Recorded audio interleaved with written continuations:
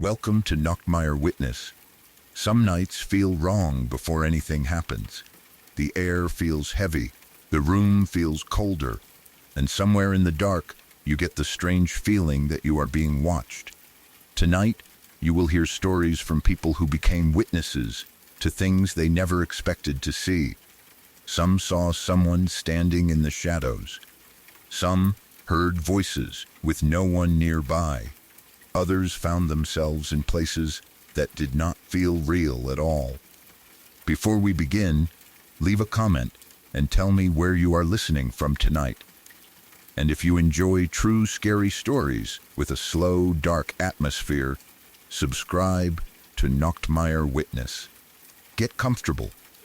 The night has already begun.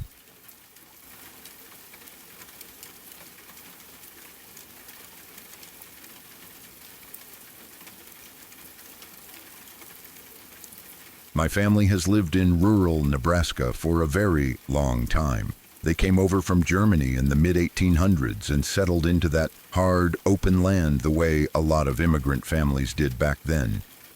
It was not an easy life. When people talk about homesteading now, they sometimes make it sound almost romantic, like a simple life of farmland, family, and open skies. But the truth is that life on the plains could be brutal. The weather was unforgiving, the work never ended, doctors were far away, and if sickness came through, there was only so much anyone could do. Near the turn of the century, disease was common in the area where my family lived. It spread through homesteading communities in a way that touched almost every household. People were isolated in some ways, but not isolated enough to stop illness from moving from family to family. A visit from a neighbor, a church gathering, a shared tool, a trip into town, any little connection could carry sickness with it. Once it reached a home, it could move quickly through the people inside. Back then, medicine was not what it is now. Families did not always understand exactly what was killing their loved ones. They knew fever, coughing, weakness, rashes, infection, and death. But they did not have the same treatments, testing, or protections people rely on today. Sometimes they could only wait, pray, and hope the illness passed before it took too many people. And when someone died from disease, there was another fear. The body itself was considered dangerous. People believed, often for good reason, that keeping the dead in the house too long could spread the sickness to the living. In those communities, time mattered. If a person died of an illness, the family moved quickly to bury them. There were no long wakes, no extended mourning period with the body laid out for days while relatives gathered. They did not have the luxury of time, and they did not want to risk losing more people. So when death came, burial followed fast.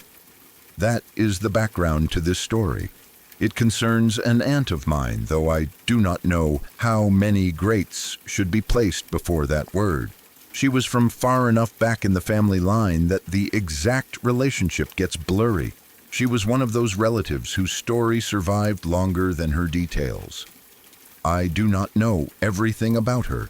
I do not know her daily habits, her voice, her favorite things, or what she looked like beyond what family memory may have passed down. But I know the story of what happened to her, and that has been enough to keep her from being completely forgotten. She lived on the family homestead in rural Nebraska during that period when disease was moving through the area.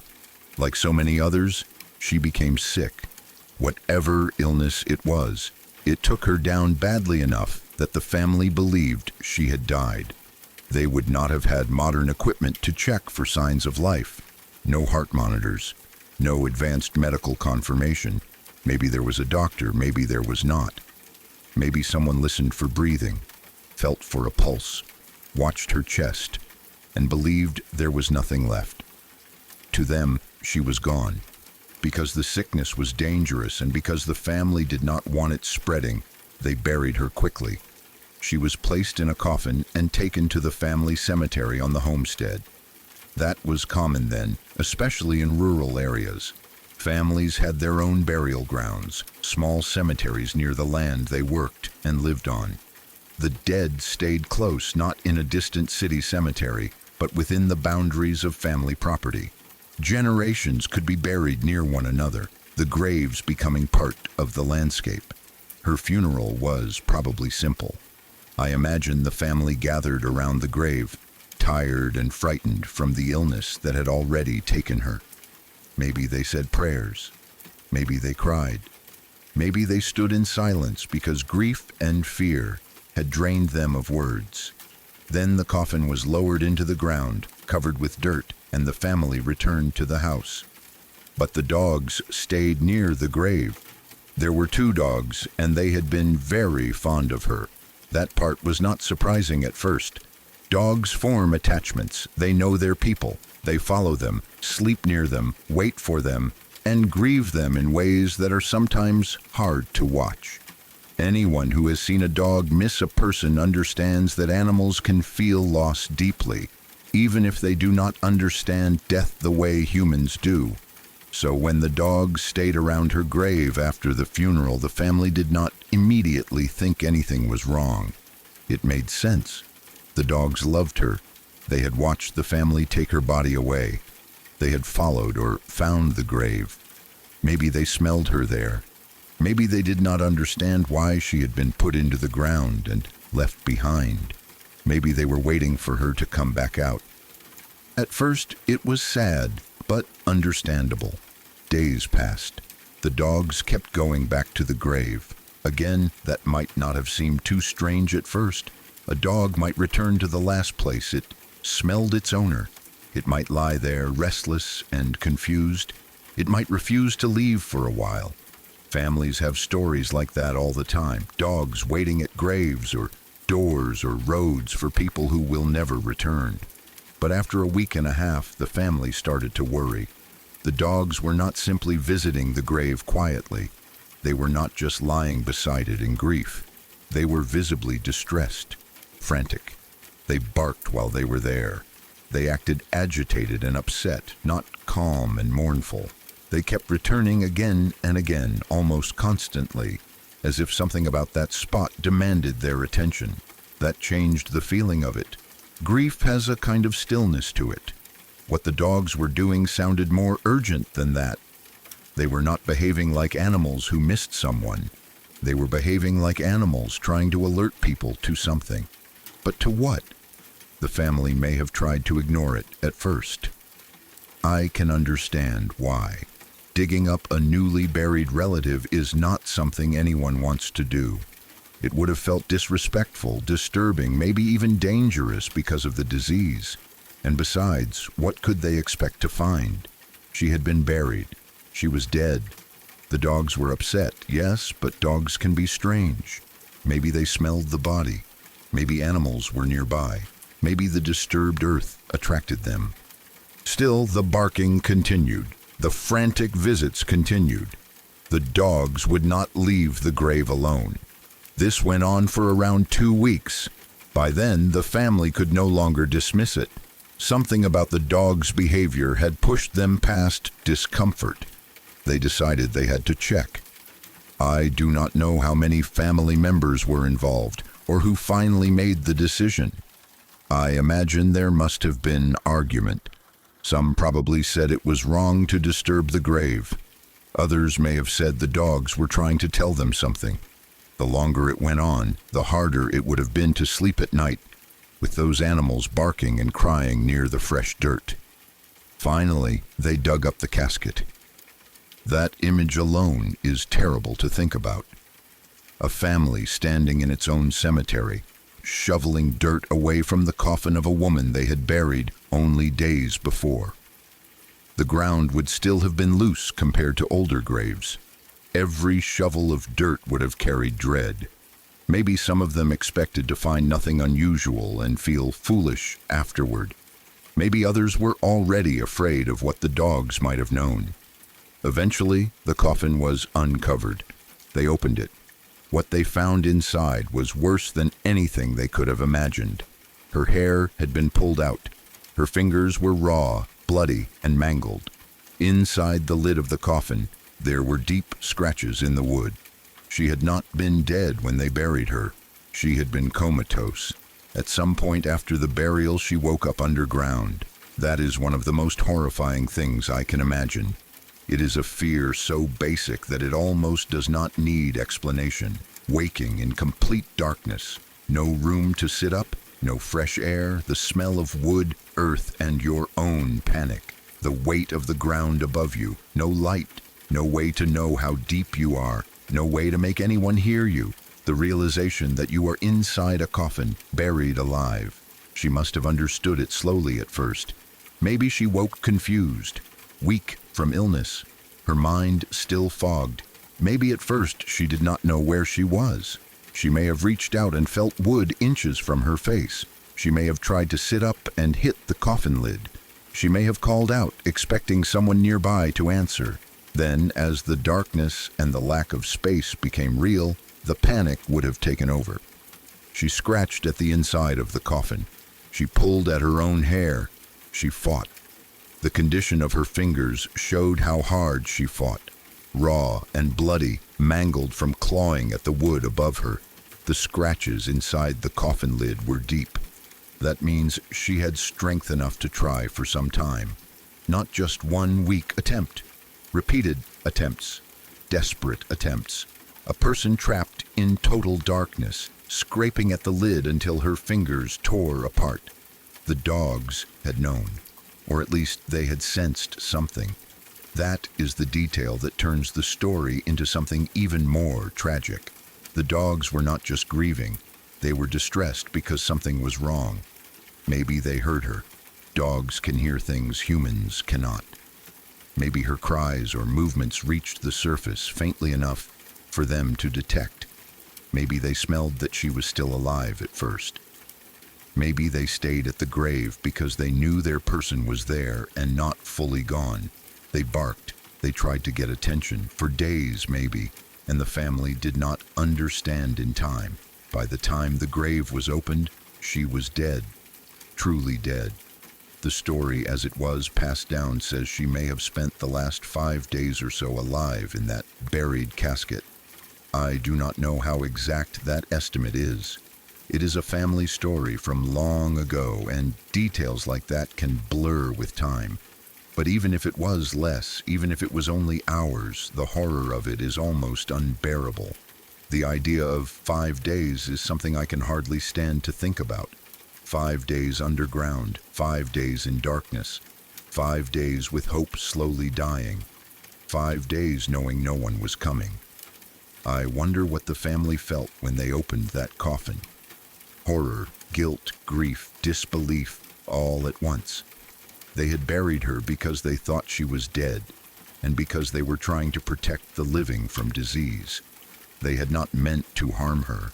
They were acting with the knowledge and urgency of their time. But that would not make the discovery easier. How could anyone forgive themselves after seeing those scratches? How could anyone forget the state of her hands? They must have replayed everything. Did they bury her too quickly? Had there been a sign they missed? Should they have listened to the dogs sooner? Had she been moving when they placed her in the coffin? Had she heard the funeral? Had she been aware as they lowered her into the ground? Those questions would destroy a person. The fear of being buried alive was much more common in earlier generations, and stories like this show why. Before modern medicine, death was not always easy to confirm, especially when someone was gravely ill, unconscious, or in a coma. People feared premature burial for a reason. There are old stories of coffins being opened later and showing signs that the person inside had woken. Some of those stories may be exaggerated, but I believe this one because it was carried through my own family, tied to a place and time where such a mistake was horribly possible. What makes it worse is how ordinary the beginning is. A woman becomes sick during a time when disease is everywhere. Her family believes she dies. They bury her quickly to protect the living. The dogs grieve at the grave. All of that fits the world they lived in. Then the dogs do not stop. They bark and panic. The family finally digs her up. and the truth is revealed in scratches, blood, and torn hair. There is no monster in this story, no ghost, no demon, no murderer. The horror comes from human limitation, fear of disease, and a terrible mistake. It comes from a family trying to do the right thing and discovering too late that they had done the worst thing imaginable. It also comes from the dogs. I keep thinking about them. Those two dogs staying by the grave, frantic and barking, unable to explain what they knew. They must have seemed strange to the family at first, then annoying, then disturbing, but they may have been the only ones who understood that she was not simply gone. Maybe they were hearing her scratching. Maybe they were hearing her crying. Maybe they were trying desperately to call the family back to her. And nobody understood until it was too late. That part breaks my heart, because if the family had dug sooner, even a day sooner, maybe she might have been saved. Or maybe not. Maybe by the time the dogs began acting frantic, she was already too weak. Maybe the coffin was too deep, the air too limited, the illness too severe. There is no way to know, but the possibility is enough to haunt the story. The family cemetery on the homestead is not just a place of names and dates, to me because of stories like this. It is a place where real people were buried after real lives, and sometimes after deaths that were not peaceful. Rural family histories can carry beautiful things, but they also carry tragedies that are almost too awful to imagine. They remind you how fragile life was, how quickly sickness could change everything, and how limited people's choices were. I do not know her exact name in relation to me. I do not know how many generations back she stands, but I know that an aunt of mine was buried in that cemetery after being mistaken for dead. I know the dogs stayed by her grave, distressed and barking. I know the family finally dug her up. I know what they found inside the coffin. That is enough to make her feel real. Sometimes I think about the last moments before the burial, the family washing or preparing her body, probably grieving and afraid of the disease, the coffin being closed, the grave being filled, the dogs nearby, maybe restless even then. I wonder if there was any sign, anything small that someone could have noticed, a faint breath, a twitch, warmth, or maybe the coma was deep enough that she truly appeared dead. I also think about the moment she woke. That is the part I wish I could stop imagining but cannot. Did she know immediately? Did she scream? Did she call the names of family members? Did she hear the dogs above her? That thought is almost worse than anything else. If the dogs were close enough to hear her, could she hear them barking? Did she know they were there? Did their presence give her hope? Did she scratch harder because she believed someone must hear them and come? Did she spend those final hours listening to the animals she loved, trying to save her, while the humans remained unaware? I hope not, but I fear it may have been that way. Stories like this do not need embellishment. The plain facts are horrifying enough. A woman was sick, believed dead, and buried quickly because disease was spreading. Her dogs would not leave her grave and became frantic. After days of this, the family opened the coffin and found evidence that she had woken underground and tried to escape. That is the entire horror. And it has stayed in my family for generations. I think the reason it survived is not only because it was terrifying, but because it carried a warning. Be certain before you bury someone. Listen when animals act wrong. Do not dismiss distress just because you do not understand it. And maybe more quietly, it carried the guilt of the people who loved her and failed to save her through no cruelty of their own. No one in the family wanted that outcome. They were scared of disease. They were trying to protect themselves and others. They did what people did in that time and place. But good intentions do not erase tragedy. They buried a living woman, and she died alone underground. It is hard to imagine a worse fate. Even now, when I hear stories about old family cemeteries, early homesteaders, or strange things animals do after a death, I think of her. I think of rural Nebraska, the family homestead, the fresh grave, the dogs refusing to leave. I think of the family finally deciding to dig. I think of the coffin opening. I think of the scratches inside the lid. Most of all, I think of those final days. The darkness, the coffin, the raw fingers, the dogs barking above, and a family realizing too late that the person they loved had not been dead when they said goodbye.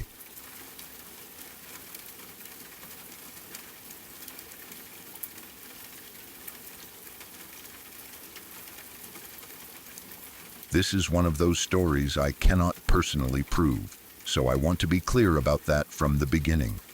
It happened to a friend of a friend, and I have no way of verifying every detail.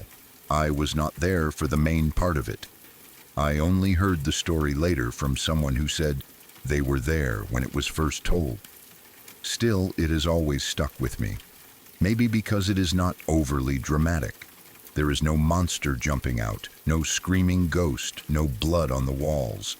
It is just a small story about an abandoned house, an old book, and a mother who apparently said something she had no way of knowing.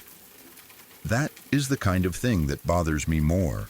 The summer between my junior and senior year of high school, I went down to the lake in a very small rural town. It was the kind of place where everyone around your age knew each other. And if you were staying there for the summer, you ended up spending time with the same group of people almost every day. There was not a lot to do. That was part of the charm, but also part of the problem. You could swim, you could sit around, you could drive aimlessly if someone had access to a car. You could hang out at someone's house, wander around, or try to invent plans out of nothing. In a small town, boredom has a way of making ordinary things seem like adventures. Places you would normally ignore suddenly become interesting, just because there is nothing else going on. One day, a few of us decided to go to an abandoned house. It was not even at night.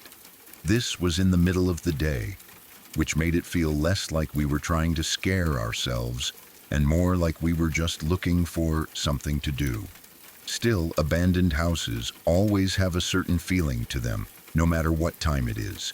Even in daylight, they feel wrong. A house is supposed to have people in it. It is supposed to have noise, movement, lights, furniture being used, doors opening and closing. When a house is empty and left to rot, it starts to feel like it is holding its breath. This one was boarded up a little, but not enough to keep people out completely. It looked forgotten, the kind of place that had probably been dared open by bored teenagers many times before. Some boards were loose or broken. The outside had that neglected look, with old wood, dirty windows, and the feeling that nobody had cared about it for a long time. Inside, it was a mess. There was junk everywhere. Dust, broken things, old debris, maybe pieces of furniture or trash left behind. It did not look like a place where anyone had lived comfortably in a long time. The air had that stale smell abandoned houses get, a mix of dampness, dust, old wood, and whatever animals or weather had managed to get inside over the years. We walked around, looking at things, joking, probably trying to act braver than we felt. That is another thing about abandoned houses. Even if you do not believe in ghosts, you become aware of every sound. A floorboard creaks, and everyone stops. Something shifts in another room, and someone laughs too loudly to prove they are not scared. You tell yourself it is just an old house, but some part of you keeps waiting for proof that it is not as empty as it looks. While we were inside, one of my friends started telling me a story about another time they had been there. I had not been with them that time. According to him, he and some other people had gone to the same abandoned house before. They had explored it the way we were exploring it now, going through rooms, looking at random objects, picking things up, and making comments about whatever they found. In a place like that, everything seems like it has a story, even if it is just trash. An old photo, a broken lamp, a torn piece of clothing, a book on the floor. You start wondering who owned it and why it was left behind. During that earlier visit, one of the guys found a book. I do not know what kind of book it was. That is one detail I wish I had. Maybe it was old. Maybe it looked interesting. Maybe it had writing in it. Maybe it was just something he picked up because teenagers do dumb things in abandoned places. Whatever the reason, he decided to take it home. That already feels like a bad idea to me now. At the time, though, I understand it. When you are young, taking something from an abandoned house can feel harmless. The place is empty. The object looks forgotten. Nobody is around to claim it. It feels less like stealing and more like taking a souvenir from a place no one cares about anymore. But abandoned places have a way of making objects feel heavier once you remove them. Inside the house, the book was just part of the mess. Once he brought it home, it became something else. It no longer belonged to that environment. It was now inside his room, mixed into his normal life, sitting among his own things. Later that night, something happened. In the middle of the night, the guy woke up, or at least became aware of someone entering his room. It was his mother. That by itself was not impossible. Parents get up at night. Maybe they check on their kids. Maybe they hear a noise. Maybe they need something. But what she did was strange. She came into his room and told him to return the book to the house. Not just any book. The book he had taken from the abandoned house. According to the story, she told him he needed to take it back. Then she left. I imagine that would have been unsettling, even in the moment. There is something deeply uncomfortable about being woken up at night by a parent saying something they should not know. If his mother had known where he had been and what he had taken, maybe it would have been a scolding. Maybe she would have been angry. But this was different. She came in during the night and gave a specific instruction about the book. Return it to the house. The next morning, he asked her about it. He asked if she remembered coming into his room during the night and telling him to take the book back. She said no. She had no memory of doing it. That alone would be creepy. But the stranger part is that she supposedly did not even know about the abandoned house. She did not know they had gone there. She did not know her son had taken anything from it. She did not know about the book at all. So how could she have told him to return it? That is the detail that makes the story hard to shake. There are normal explanations you can try to reach for. Maybe he talked about the house without remembering it. Maybe someone else told her. Maybe she saw the book and guessed it came from somewhere it should not have. Maybe he dreamed the whole thing. Maybe she sleepwalked and somehow said something that only seemed meaningful afterward. Maybe the story grew in the telling, as stories often do. All of that is possible, but if the details are true, then it becomes much harder to explain. His mother did not know about the house. She did not know about the book, yet in the middle of the night she came into his room and told him to return it. Not throw it away. Not put it back where he found it in the house. Return it. As if something wanted it back. As if the book did not belong with him. As if whatever was attached to that place had followed the book home just long enough to deliver a message. He returned it that same day. I do not blame him. I think most people would. Even if you are skeptical, even if you tell yourself it was a coincidence or a misunderstanding, there are some objects you do not want in your room after something like that. The book had gone from a random abandoned house find to the center of something deeply unsettling. Keeping it would have felt like challenging whatever had caused his mother to say those words. So he took it back. I do not know if anything happened when he returned it. I do not know if he left it exactly where he found it or just placed it somewhere inside the house. I do not know if anyone went with him. I do not know if the house felt different afterward. The story, as I heard it, ended with him returning the book because that was the important part. The book was taken. His mother told him without knowing anything about it to return it. He did. And that was that. Hearing the story while standing inside the same abandoned house made it feel much worse. If someone had told me that story around a campfire or in a kitchen somewhere, it still would have been creepy. But hearing it in the actual place, surrounded by the dust and mess and old rooms, gave it a different weight. Suddenly, every object in the house felt like something you should leave alone. Every book, every paper, every random piece of junk on the floor felt like it might still belong to the place in some way. I remember thinking that I did not want to take anything from there, not a photograph, not a page, not a coin, not even something small, because maybe most abandoned houses are just empty shells. Maybe the things inside are just trash. But after hearing that story, I could not look at the place the same way. It felt like the house had rules, and one of those rules was that you did not remove what was left inside. It also made me think about the mother. What did she experience that night, if anything? Did she sleepwalk into his room with no awareness? Did she say the words in a strange voice? Did she seem normal?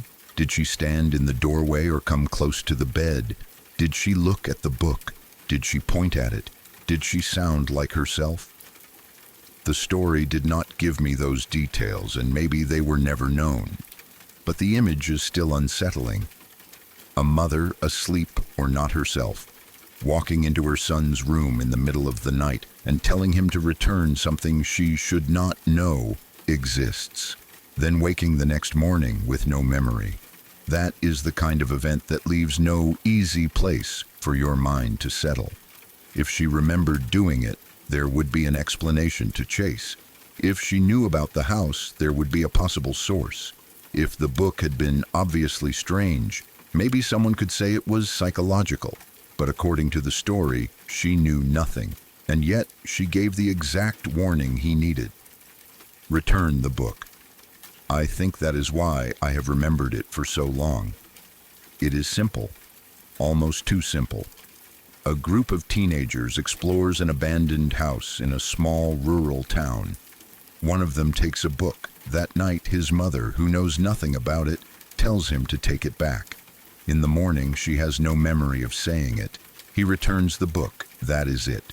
No dramatic ending, no confirmation, no explanation. Just the feeling that something from that house noticed when one of its things was taken. I do not know if the story is true. Since it happened to a friend of a friend, I cannot prove it. Maybe details changed as it was passed along. Maybe the guy who took the book exaggerated. Maybe his mother did know more than he thought. Maybe the whole thing was a story invented to scare people inside that abandoned house. That is possible too.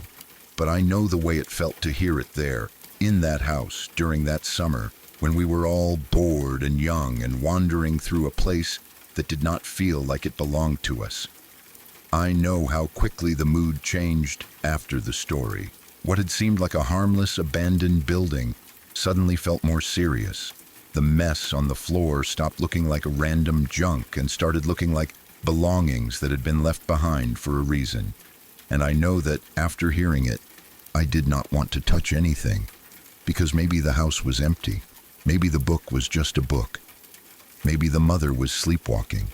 But if there was even a small chance that something in that house had reached out through her to say, "Bring it back," then I wanted nothing to do with taking anything from there. Some places feel abandoned. Others feel like they are waiting. That house felt like the second kind.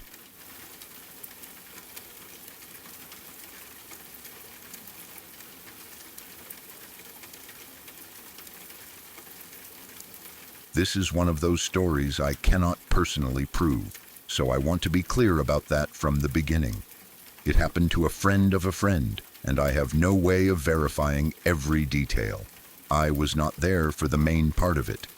I only heard the story later from someone who said they were there when it was first told. Still, it has always stuck with me. Maybe because it is not overly dramatic.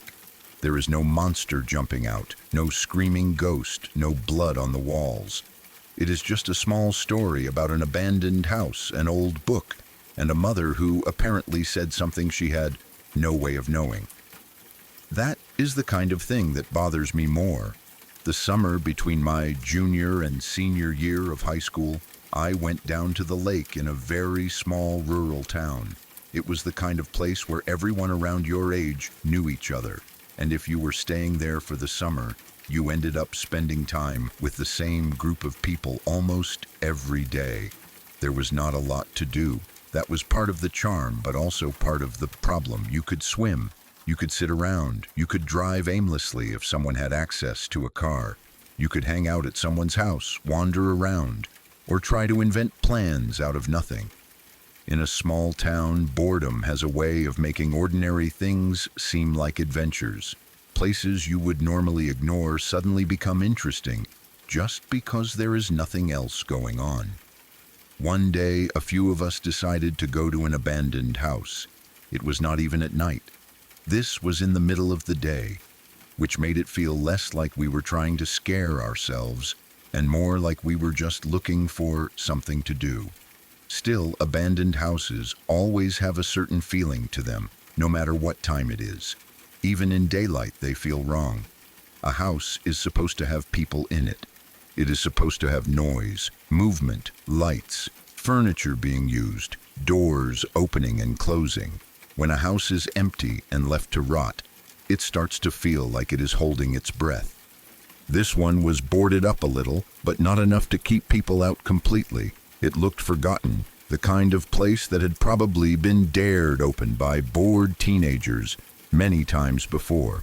Some boards were loose or broken. The outside had that neglected look, with old wood, dirty windows, and the feeling that nobody had cared about it for a long time.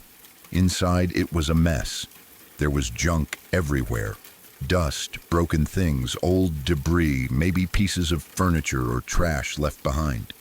It did not look like a place where anyone had lived comfortably in a long time. The air had that stale smell abandoned houses get, a mix of dampness, dust, old wood, and whatever animals or weather had managed to get inside over the years. We walked around, looking at things, joking, probably trying to act braver than we felt. That is another thing about abandoned houses. Even if you do not believe in ghosts, you become aware of every sound. A floorboard creaks, and everyone stops. Something shifts in another room, and someone laughs too loudly to prove they are not scared. You tell yourself it is just an old house, but some part of you keeps waiting for proof that it is not as empty as it looks. While we were inside, one of my friends started telling me a story about another time they had been there. I had not been with them that time. According to him, he and some other people had gone to the same abandoned house before. They had explored it the way we were exploring it now, going through rooms, looking at random objects, picking things up, and making comments about whatever they found. In a place like that, everything seems like it has a story, even if it is just trash. An old photo, a broken lamp, a torn piece of clothing, a book on the floor. You start wondering who owned it and why it was left behind. During that earlier visit, one of the guys found a book. I do not know what kind of book it was. That is one detail I wish I had. Maybe it was old. Maybe it looked interesting. Maybe it had writing in it. Maybe it was just something he picked up because teenagers do dumb things in abandoned places. Whatever the reason, he decided to take it home. That already feels like a bad idea to me now. At the time, though, I understand it. When you are young, taking something from an abandoned house can feel harmless. The place is empty. The object looks forgotten. Nobody is around to claim it. It feels less like stealing and more like taking a souvenir from a place no one cares about anymore.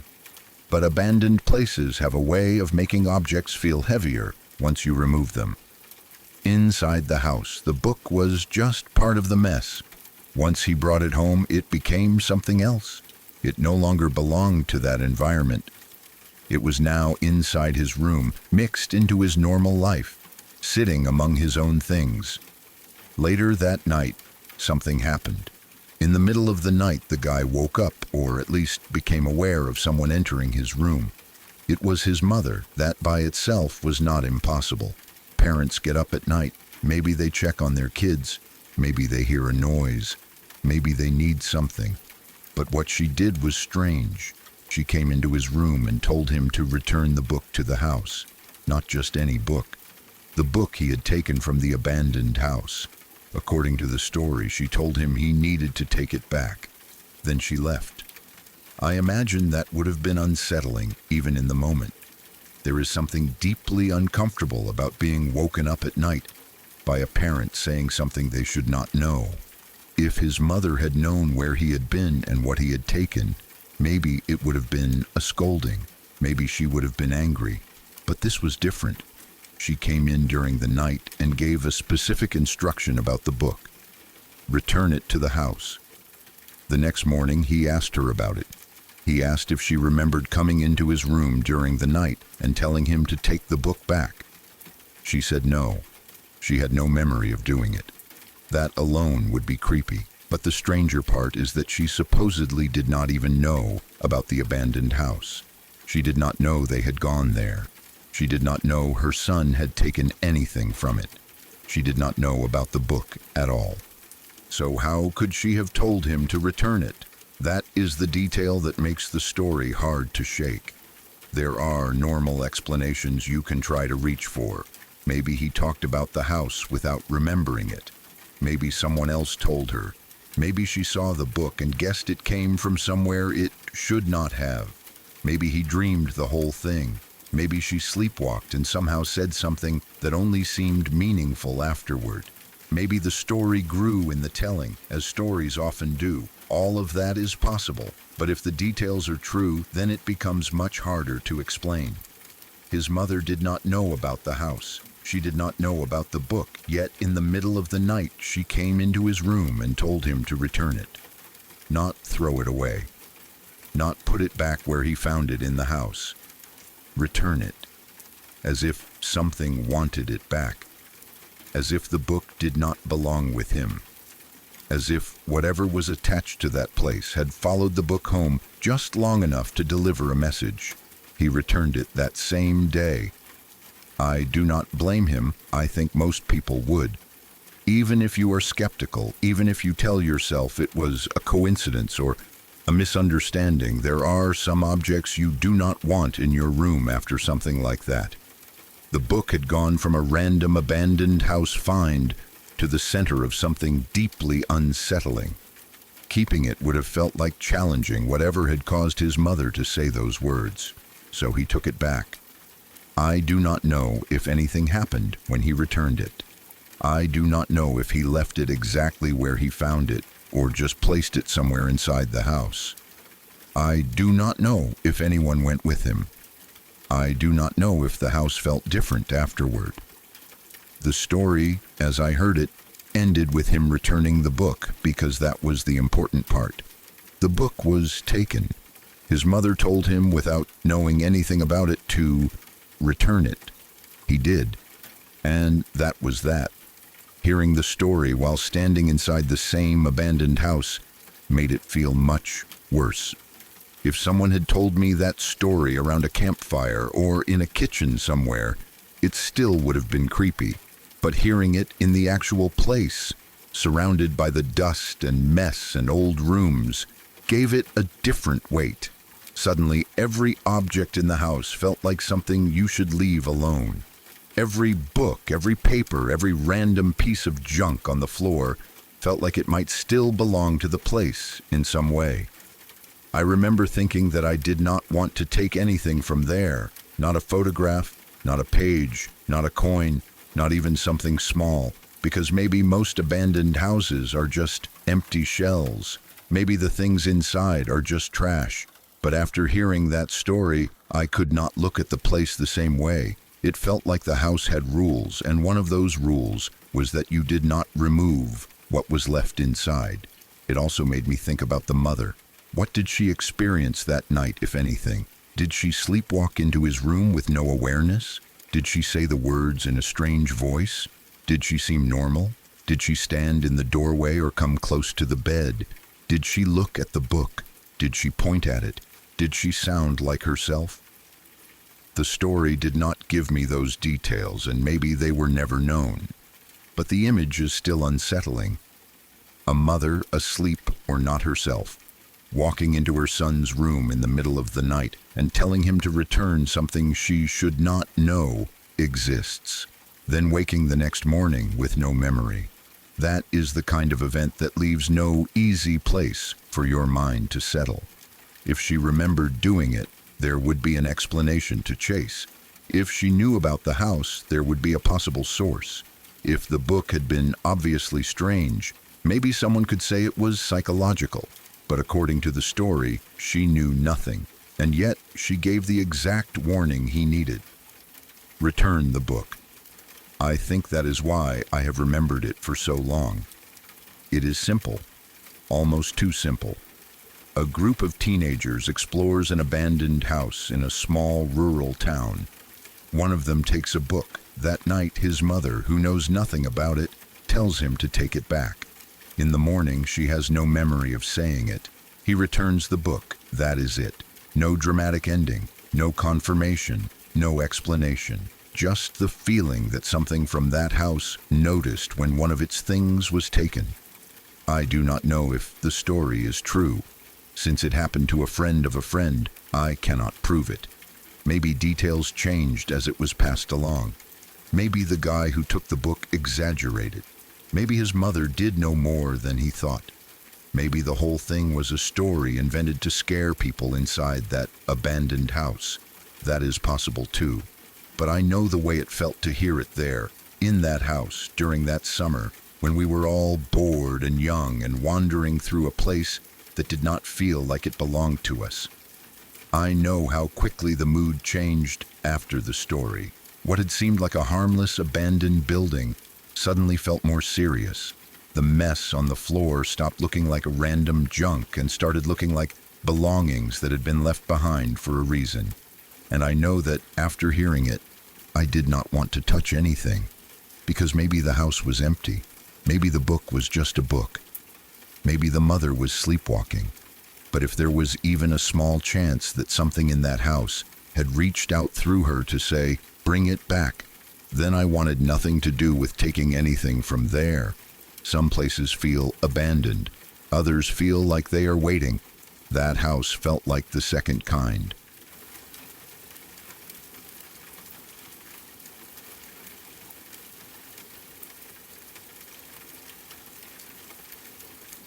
This is a true story, and to this day, I still do not have a good explanation for it. Me and my roommate, who I will call Steven, threw a pretty big party for his 30th birthday. It was one of those apartment parties where everything gets a little too loud, a little too messy, and a little too chaotic, but in a fun way. There was cake, balloons, weed, booze, music, people coming in and out, and that general feeling of everyone being there just to celebrate and have a good time. Steven was in a great mood. Turning 30 can feel like a big deal, so we wanted the night to feel special. We had decorations up, including those big number balloons people use for birthdays. Since he was turning 30, there were big balloons shaped like a 3 and a 0. They were floating around the apartment with those little plastic weights attached to the bottom so they would not just drift up to the ceiling and stay there. The party went well. People were laughing, drinking, smoking, eating cake, and just hanging out. Nothing strange happened during the party. Nothing felt off. It was just a normal birthday night with friends. Then, at some point, one of Steven's friends made him an offer. He told Steven he would give him $100 to go to the casino and gamble. But the condition was that Steven had to go gamble with him. Steven did not need much convincing. He was already having a good night. He was drinking, he was celebrating, and the idea of going to a casino with free money sounded perfect to him. So Steven said yes. Once he decided to leave, the party started breaking up pretty quickly. People grabbed their stuff, said goodbye, finished drinks, and slowly made their way out. The energy of the apartment changed fast. 1 minute it was full of voices and movement. and the next it was turning quiet in that strange way a place does after a party ends. Eventually, everyone was gone. Stephen left for the casino with his friend, and I was alone in the apartment. At first, I did not mind. I was tired, but not ready to sleep yet. I started cleaning up a little, not a full, deep clean, just enough so the apartment did not look completely destroyed in the morning. I picked up some trash, moved a few things around, and tried to make the place feel less like a party had exploded in it. After that, I turned off all the lights in the apartment except the light in my bedroom. The living room went dark. The hallway went dark. The kitchen was dark. Only my room had light coming from it. I changed into my night clothes, got comfortable, sat on my bed, and turned on the TV. It felt like the normal end to a long night. The party was over, the apartment was quiet, and I finally had some time to relax. That was when I started hearing the noise. At first, it was faint enough that I did not pay much attention to it. It sounded like something dragging. Then, about 15 seconds later, there would be a light plop. Dragging, pause, plop, dragging, pause, plop. It was not loud, but it was noticeable. The kind of sound that sits in the background just enough for your brain to keep catching it. I kept watching TV, but every time it happened, a little part of me would focus on it. At first, I thought it was probably nothing. After a party, apartments make weird sounds. Things settle, decorations shift, bottles roll slightly, the refrigerator clicks, pipes make noises, a trash bag slides a little. There are plenty of normal explanations, especially when the place is messy and full of random party stuff. The sound kept going. For 25 or 30 minutes, I heard that same pattern, a dragging noise. Then, 15 seconds or so later, a soft plop. Over and over. I looked around from my bed, but I did not see anything strange. Nothing seemed out of place from where I was sitting. I tried to figure out where the sound was coming from, but it was hard to tell because the rest of the apartment was dark. Eventually, I started thinking maybe something was wrong with the fish tank. Maybe some part of the filter was shifting. Maybe water movement was making something tap or drag. It was not a perfect explanation, but it was enough for me to keep ignoring it. So I sat there and watched TV. The noise continued for another 15 minutes. By then, I had gotten used to it enough that I was not actively scared. It was annoying, maybe a little weird, but I kept telling myself there had to be a simple reason. I did not want to get up and investigate the dark apartment if I did not have to. I was comfortable in bed, the TV was on, and I was tired. Then something near my bedroom door caught my attention. I looked over. One of the birthday balloons was sitting at the threshold of my room. It was the big number 0 balloon. It was just there, right at my doorway, like it had appeared out of nowhere. I stared at it. For a few seconds, I did not understand what I was looking at. The balloon should have been in the living room with the rest of the decorations. It had been part of the party setup. I had not brought it into the hallway. I had not moved it toward my room. But there it was, sitting perfectly at the entrance, half in the darkness outside my room and half touched by the light from inside. I remember thinking, what the hell? Then, almost like it had been waiting for me to notice it, the balloon moved. The plastic weight at the bottom dragged across the floor. It moved maybe half a foot. Then the balloon floated upward slightly, maybe about half a foot, as if something had lifted the weight just enough for it to move more easily. Then it drifted forward very slowly about a foot into my room. Then the weight dropped back down. Plop. That was the sound. The dragging. The pause. The plop. It had been the balloon the whole time. I sat there frozen, staring at it. The balloon did not keep moving immediately. It just sat there after that, completely still, as if it were nothing more than a regular party decoration. If I had walked into the room at that moment, I might have thought it had always been there. But I had just watched it move. I had just seen the exact motion that matched the sound I had been hearing for nearly an hour. A few minutes later, it did it again. The weight dragged forward. The balloon lifted slightly. It floated ahead slowly. Then the weight dropped. Plop. Then it stopped. It was moving in small steps, like something creeping across the floor.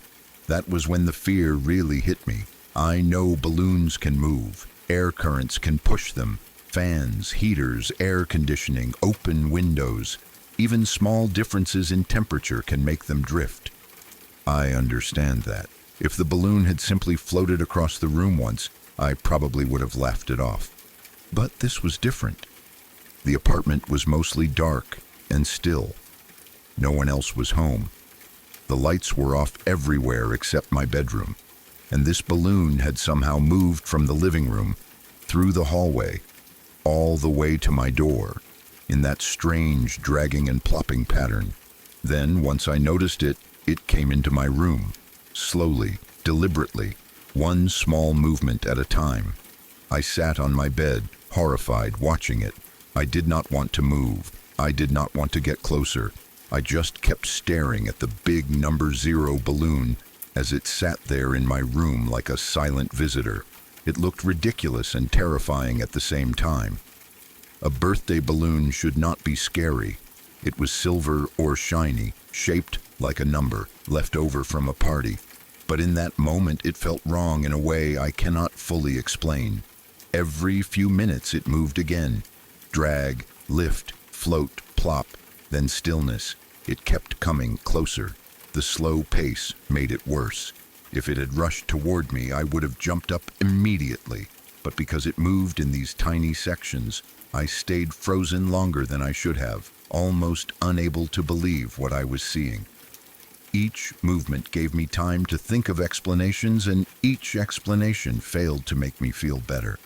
Maybe there was a draft, but why was it moving directly toward my bed? Maybe the air conditioner kicked on, but the movement was too controlled, too consistent. Maybe the floor was uneven, but it had traveled from the living room, through the hall, into my room, and now toward me. Maybe the balloon was losing helium, but that did not explain why it seemed to lift and float forward before dropping again, over and over, like it was taking slow steps. I kept trying to think logically because the alternative was too creepy. It was just a balloon. It had to be just a balloon. But my body did not believe that. I had goosebumps. My stomach was tight. My eyes were locked on it. The balloon continued moving toward me in my bed, dragging the plastic bottom, floating forward, dropping with that soft little plop. Each time it got closer. Eventually it reached the edge of my bed. It stopped there for a moment, then it leaned in toward my face. That was enough. I jumped up and backed away fast. I got the hell away from it. I did not care how stupid it looked. I did not care that it was just a birthday balloon. Something about seeing that thing slowly work its way across the apartment, enter my room, cross the floor, reach my bed, and then lean toward my face, broke whatever calm I had left. I stood there, trying to find a logical explanation for what I had just watched.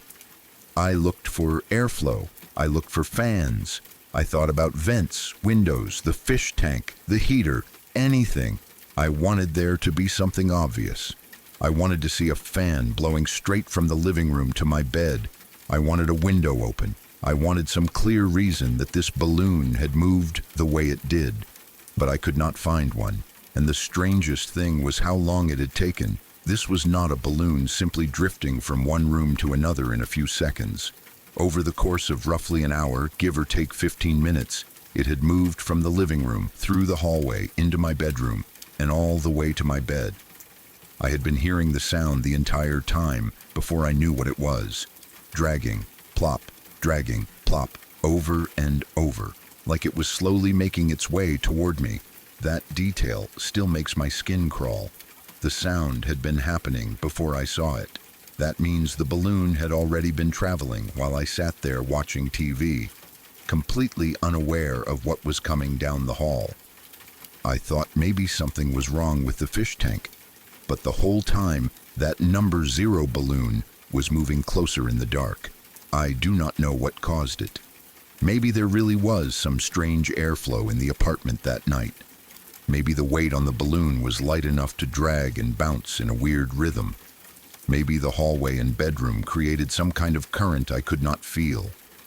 Maybe the helium level made it hover in exactly the right way, so that tiny shifts of air pushed it along in little steps. That is probably the most reasonable explanation. But I know how it looked. It looked like the balloon noticed me. It looked like it stopped at my doorway until I saw it. Then it moved into my room. It looked like it came all the way to my bed, and then it leaned into my face. I have never looked at party balloons the same way since, especially those big number balloons with the plastic weights at the bottom. During the day, they are harmless. At a party, they are decorations. But late at night, after everyone has left, when the apartment is dark and quiet, and one of them starts dragging itself toward your bedroom one soft plop at a time, it feels like something else entirely. Stephen came back eventually, and I probably told him what happened. I do not know if he believed it the way I experienced it. It is hard to make someone understand how scary a balloon can be when they were not sitting there alone, watching it creep toward them. It sounds funny when you say it out loud. A birthday balloon moved across the apartment. Big deal. But it did not feel funny. Not when I was alone. Not when the only light on was in my bedroom. Not when I had been hearing that dragging sound for almost an hour. Not when the balloon appeared at my door and started moving only after I looked at it. And definitely not when it ended up right at the edge of my bed, leaning toward my face. That night, a stupid birthday balloon gave me some of the worst goosebumps I have ever had, and I still cannot fully explain why it came straight to me.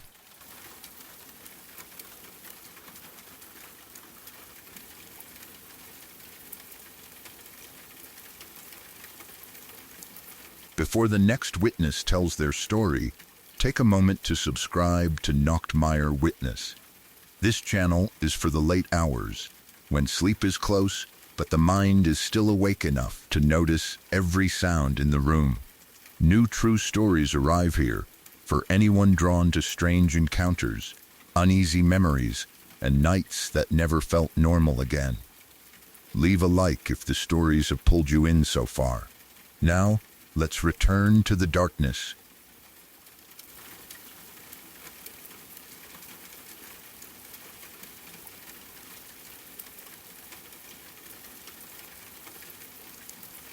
My dad tells this story sometimes, and I will do my best to remember the details the way he told them. It happened when he was around 12 years old. His cousin was younger, maybe around 8. This was years ago when my dad was still a kid, and family visits were a much bigger deal than they can feel now. My dad's aunt had driven down from Louisville for the weekend to visit the family. She brought her son with her, my dad's little cousin. It should have been a normal family weekend. Relatives coming into town, kids running around, adults catching up, meals together, church on Sunday, and all the usual things that happen when family visits. But from the moment the boy arrived, something felt off. My dad said that shortly after his cousin got there, the boy told him about a dream he had had the night before. It was not some silly dream about monsters or falling or being chased. It was much darker than that. He said he had dreamed he was in a coffin, and he could not get out.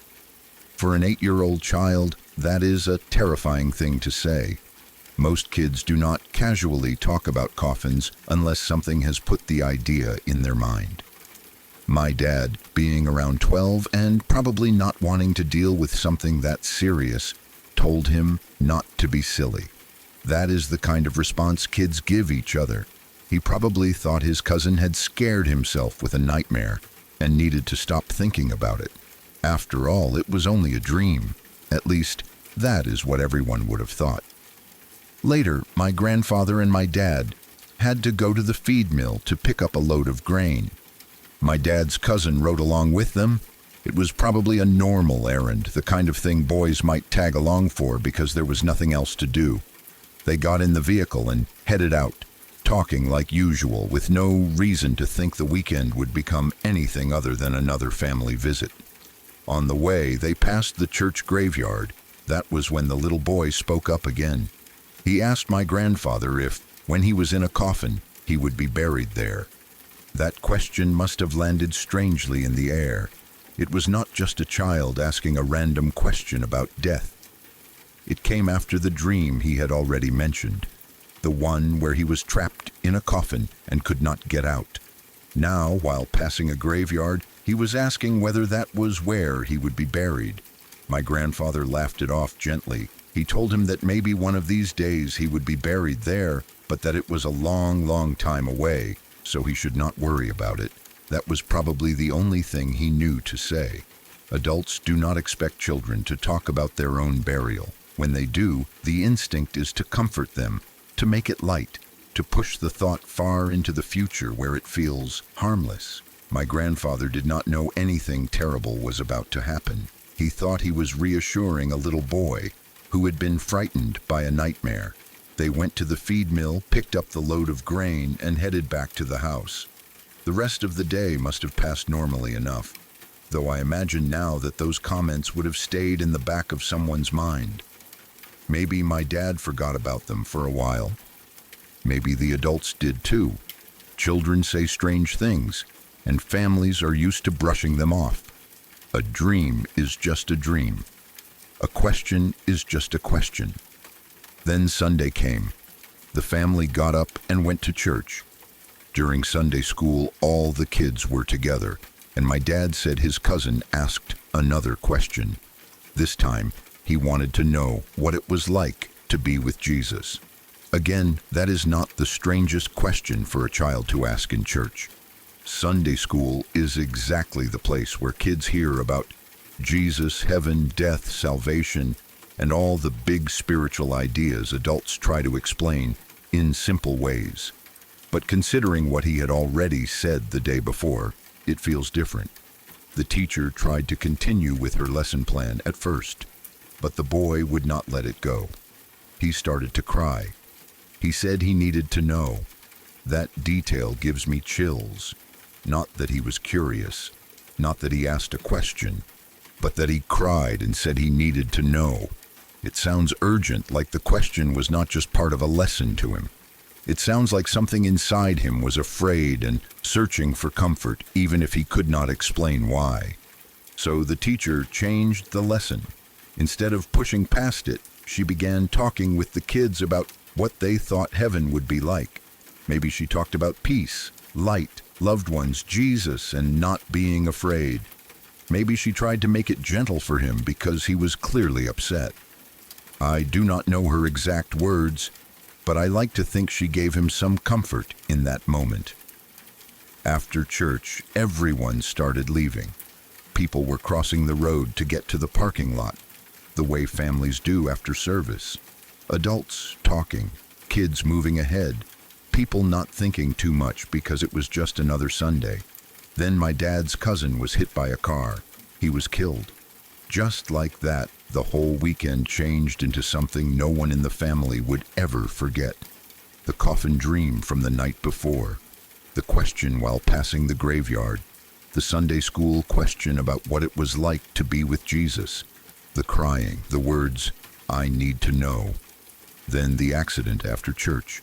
My dad and grandfather both say it was almost like the boy knew he was going to die. Not clearly, maybe. Not in a way an 8-year-old could fully understand. But like some part of him sensed something coming. Like the dream had scared him because it was not just a dream. Like the graveyard question came from a fear he could not shake. Like the Sunday school question was him trying to understand where he was going before anyone else knew he was about to go there.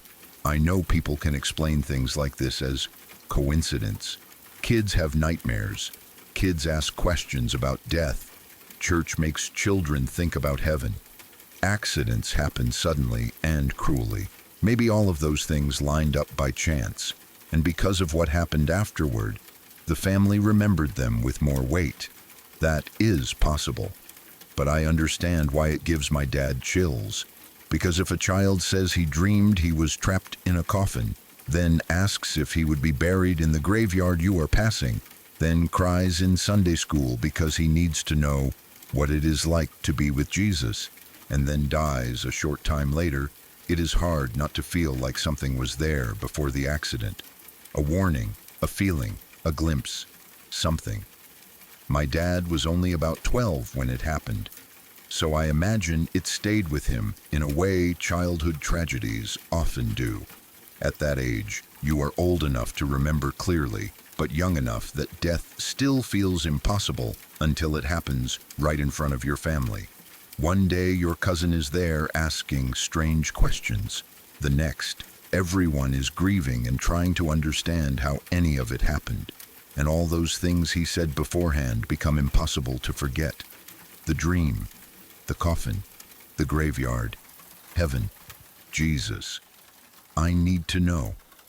That is the part that stays with me whenever my dad tells the story.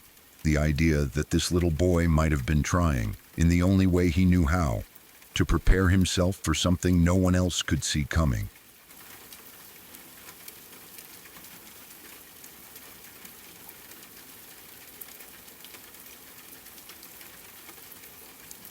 When I was about 13, my mom and dad invited some old neighbors over to our house.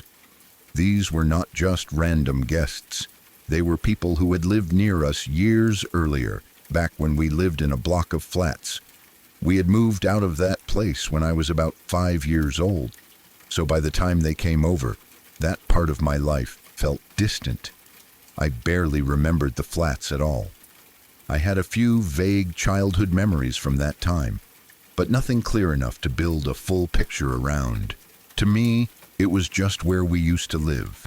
That night, the old neighbors came over, and the adults did what adults do when they get together after a long time. They talked, they caught up, they brought up old stories, old people, old places, and things that had happened years before. I was old enough to be interested in some of it, but still young enough that, at some point, I was sent to bed.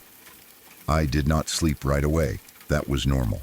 When you are 13 and there are adults downstairs talking, laughing, and remembering things, it is hard to just lie down and switch off. I could still hear their voices through the house, not clearly enough to catch every word at first, but enough to follow the rhythm of the conversation. Their voices rose and fell. Sometimes someone laughed. Sometimes a sentence came through clearly, then faded into background noise again. I was lying there, half annoyed that I had been sent to bed, half listening because I had nothing else to do. The conversation seemed ordinary for a while. They talked about this and that, probably old neighbors, jobs, families, and the place we used to live. I was not paying full attention until one thing cut through the noise and made me listen properly. The woman neighbor said something to my mum. She said, "Hey, do you remember when Diggsy used to complain that there was someone in his room?" That got my attention immediately. I was Diggsy. I lay still in bed, listening harder. Then she continued. She said there was a family that had just moved into the floor above where we used to live, and they had a 3-year-old son. According to her, that little boy was complaining about the exact same things I used to complain about when I was small. That creeped me out straight away, not because I remembered it, but because I did not. I had no memory of ever complaining that there was someone in my room. None. I did not remember being scared in that flat. I did not remember seeing anyone. I did not remember my parents comforting me, checking the room, or telling me it was nothing. The whole thing was completely blank to me, but the way the neighbor said it made it clear that, to the adults, this had been a known thing. It was not some tiny one-time comment. It was something memorable enough that an old neighbor still brought it up 10 years later. I stayed in bed, feeling uneasy. There is something deeply strange about hearing other people discuss a fear you apparently had as a child, especially when you do not remember it yourself. It is like being told there is a missing chapter in your own life. Everyone else seems to know about it, but you do not. And when that missing chapter involves you as a small child, saying there was someone in your room, it does not exactly make you feel calm. I wanted to ask about it right then, but I did not. I was supposed to be in bed, and the conversation was happening downstairs among adults. So I lay there thinking about it. I tried to search my own memory, but nothing came up. I remembered flashes of being little. I remembered the idea of the flats more than the flats themselves. Maybe hallways, doors, stairwells, the general feeling of apartment living. But I did not remember a figure in my room. I did not remember being haunted. I did not remember any of the things the neighbor was talking about. The next day, I asked my mom. Her first reaction was what really got me. She looked at me and said, "You don't remember?" That was not the reaction of someone hearing a silly childhood question. That was the reaction of someone surprised I had forgotten something important. The way she said it made me feel even more unsettled because it confirmed that whatever had happened was not just a little joke or a misunderstanding. It had been real enough in my family's memory that my mom expected me to remember it. But I did not. So she told me. She told me that when we lived in that block of flats, strange things used to happen in the flat. Not all the time, maybe, but often enough that it became part of life there. I had apparently complained more than once that there was someone in my room. I do not know exactly what I said at the time. I was very young, probably around 3, 4, or 5. Maybe I said a man was there. Maybe I said someone was watching me. Maybe I only cried and pointed. My mom did not give every detail, or maybe I no longer remember every detail she gave me. But the basic thing was clear. As a small child, I had told them there was someone in my room, and now, years later, another small child in the same building was saying similar things. My mom also told me about other strange things that used to happen. They would hear footsteps going up and down the hall. Not vague house noises. Footsteps. The kind of sound that makes you stop what you are doing and listen because it has rhythm and weight. Someone walking, but when they checked, there was no one there. Things would go missing too. That is the kind of haunting detail that sounds small until it happens to you. A missing object is easy to dismiss once. You think you misplaced it. You blame someone else. You assume it will turn up later. But when things keep disappearing, especially in a home where people know where their belongings should be, it starts to wear on you. It is not dramatic like a door slamming or a figure appearing, but it creates a feeling that your space is not fully under your control. A home is supposed to be where your things stay where you put them. When they do not, the house starts to feel less like yours. My mom described these things in a way that made it clear they had bothered her. She was not telling the story like someone trying to scare me. She was not smiling or making it sound exciting. She was remembering something that had made life uncomfortable for them when I was little. And because I knew my mom, I believed her. That is important to say. These days, I am quite skeptical about ghost stories. I do not automatically believe every strange sound is paranormal. I think people misremember things, exaggerate, get fooled by normal explanations, or connect unrelated events because they want meaning. I know all of that. But this was my mom. I knew how she told stories. I knew when she was joking, when she was uncertain, and when she believed what she was saying. She believed this. The strangest thing she told me was what happened near the end. One day she was listening to a record. That alone places the story in a different time. There is something physical about records that makes this detail feel especially clear. A record spins. A needle sits in the groove. Music plays because of that steady movement. If the speed changes, you hear it immediately.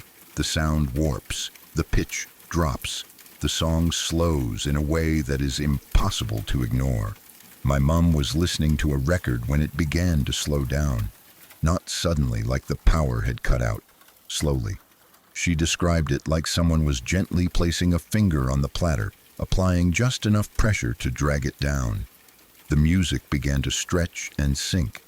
The rhythm grew sluggish, the sound bent lower and lower as the record lost speed. It was as if an invisible hand was pressing against it, slowing it deliberately. Then it finally stopped. I can imagine how that must have felt. After all the footsteps, the missing things, the child complaining about someone in the room, this was something happening right in front of her. Not in another room, not from down the hall. The record player was there, and the music was being stopped by something she could not see. That was the moment my mum snapped. She had clearly had enough. Fear can build quietly for a long time, but eventually it turns into anger. Maybe she was tired of being scared in her own home. Maybe she was tired of me being frightened. Maybe she was tired of things moving, sounds in the hallway, and the feeling that something was interfering with our lives. Whatever the reason, the record stopping pushed her over the edge. She shouted, "Will you leave us the fuck alone?" The second she said it, the record started playing normally again. Just like that. No slow restart, no fumbling with the switch, no one touching it. It went straight back to playing as if nothing had happened. And after that, according to my mum, we never experienced anything again. That part has always fascinated me. If the story had ended with us moving out, because things kept getting worse, it would be creepy in one way. But the idea that my mum finally shouted at whatever it was, and then everything stopped, is creepy in another way. It suggests that whatever was happening could hear her. It suggests that it was aware. It suggests that for whatever reason, it listened. Maybe that is comforting. Maybe it is worse. I cannot decide. On one hand, if something unseen was bothering my family, it stopped when my mum demanded it leave us alone. That makes her sound strong, and in a way, it makes the present seem less powerful than it might have felt. It could be challenged. It could be told to stop. It could leave.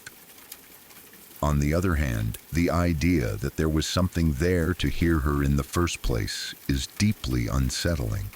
The fact that I do not remember any of it makes the story even stranger for me. If I had clear memories of a figure in my room, or of footsteps, or of fear, then the haunting would feel like something I personally experienced. But instead, I learned about it secondhand, years later, while lying in bed and overhearing adults talk downstairs. It was my own childhood, but someone else had to tell me about it. That gives the whole thing a strange distance. I was part of the story, but I do not remember being in it. And yet, apparently, I was one of the main reasons the adults knew something was wrong. I was the child saying someone was in my room. I was the one whose complaints were now being repeated by another child years later. That is a strange thing to learn about yourself. You start wondering what you saw. You wonder if your mind blocked it out because you were too young. You wonder if it was simply forgotten, like so many early childhood memories. You wonder whether some part of you still remembers it in a way you cannot access. The neighbor's comment is what makes the whole thing hard to dismiss. If my mom had randomly told me years later, "You used to say someone was in your room," I might still believe her, but it would feel like a family memory. The fact that the old neighbor brought it up first, and that she connected it to a new family in the same building, having the same kind of complaint from their young son, made it feel larger than just us. It made it sound like the place itself had something attached to it. A family moved out. Years passed. Another family moved in. Another small child started saying the same thing. That is the detail that stayed with me the most. I have wondered many times what that little boy saw. Did he describe someone in his room the same way I did? Did he point to the same corner? Did he wake his parents at night? Did he hear footsteps too? Did things go missing for them? Did his family eventually shout at whatever it was, the way my mum did? Did it stop for them? Or did it keep going? I do not know. That is the frustrating thing about hearing a story like that. You get just enough information to be disturbed, but not enough to answer anything. The neighbor mentioned it casually in a conversation, probably because it reminded her of what had happened when we lived there. But for me, hearing it from my bedroom, it opened a door I did not even know existed. The next day, my mum filled in some of the blanks, but not all of them. Maybe she did not remember everything either. Maybe there were details she chose not to tell me because I was still young. Maybe some things had been forgotten because once the experiences stopped, life moved on. Families are good at moving on from weird things when they have to, especially if no one is hurt and the activity stops. You pack it away as that strange thing that happened and continue living. But then someone mentions it 10 years later and suddenly it comes back. The old flat has always felt strange to me in memory, even though I do not truly remember much of it. Now, when I imagine it, I picture long hallways, doors, and the sound of footsteps where no one should be walking. I picture my childhood bedroom with something in it that made me complain to my parents. I picture my mum listening to a record as it slows and stops under the pressure of something unseen. Most of all, I picture her finally losing patience and shouting at it. I can hear the anger in that moment more clearly than fear. Will you leave us the fuck alone? And then the music continuing like nothing happened. That is such a small, powerful image. A record player in a flat. A mother pushed past fear into anger. An unseen presence apparently backing off. After all the strange little things, that was the end of it for us. I have not experienced anything like that since. That is another reason I remain skeptical about most stories. My life has not been full of ghosts or hauntings. I do not constantly see things or hear things. I do not have a long list of paranormal experiences. If anything, my lack of memory about this one makes me even more cautious. I cannot stand up and say, I saw it with my own eyes because I do not remember seeing anything. All I have is the testimony of people I trust and the strange way I found out. But I believe my mum.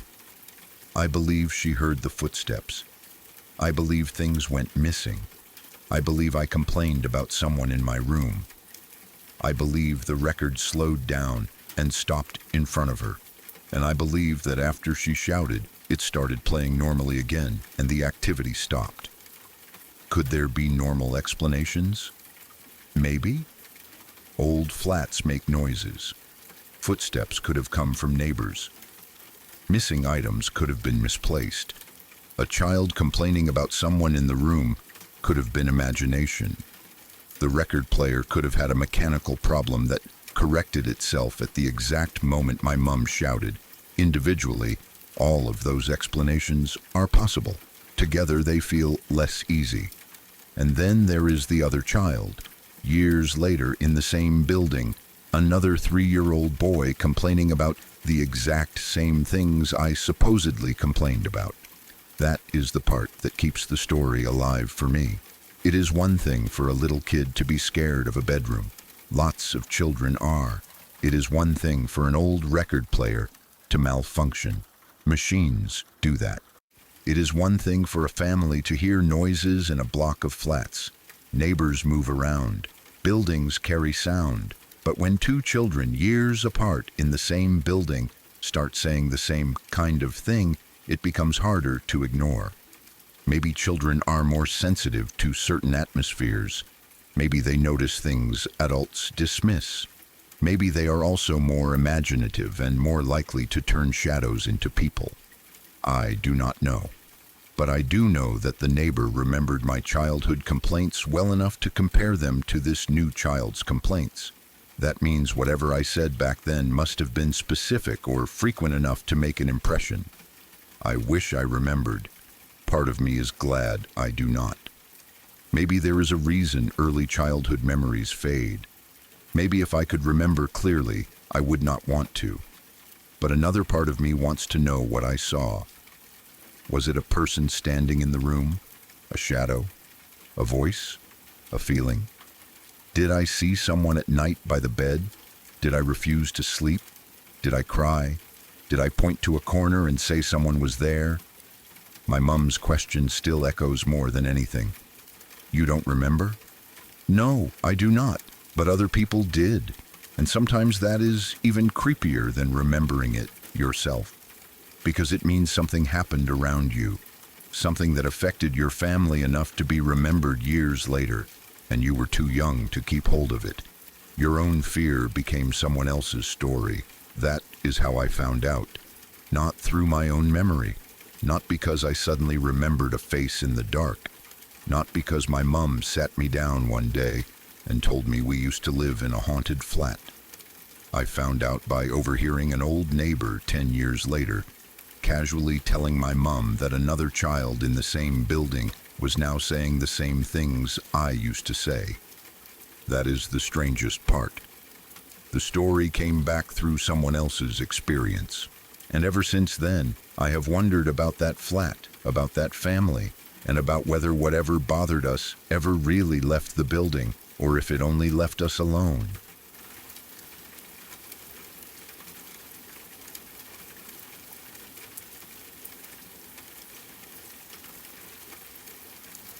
One night, I woke up halfway to what sounded like my door swinging open.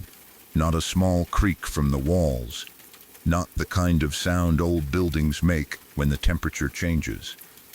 It sounded like a door actually moving. A real door. My door. And I live alone. That was the first thought that tried to push through the fog in my head. But I was not fully awake yet. I was in that horrible state between sleep and awareness, where your body feels heavy, your thoughts are scattered, and your brain knows something is wrong before you are able to react properly. I lay there under my covers, completely still. My mind was racing, but my body would not move.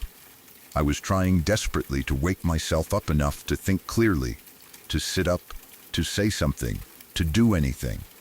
But for a few seconds, maybe longer, I was trapped in that frozen confusion. My eyes were open, but the room was dark, and it took time for them to adjust. I listened.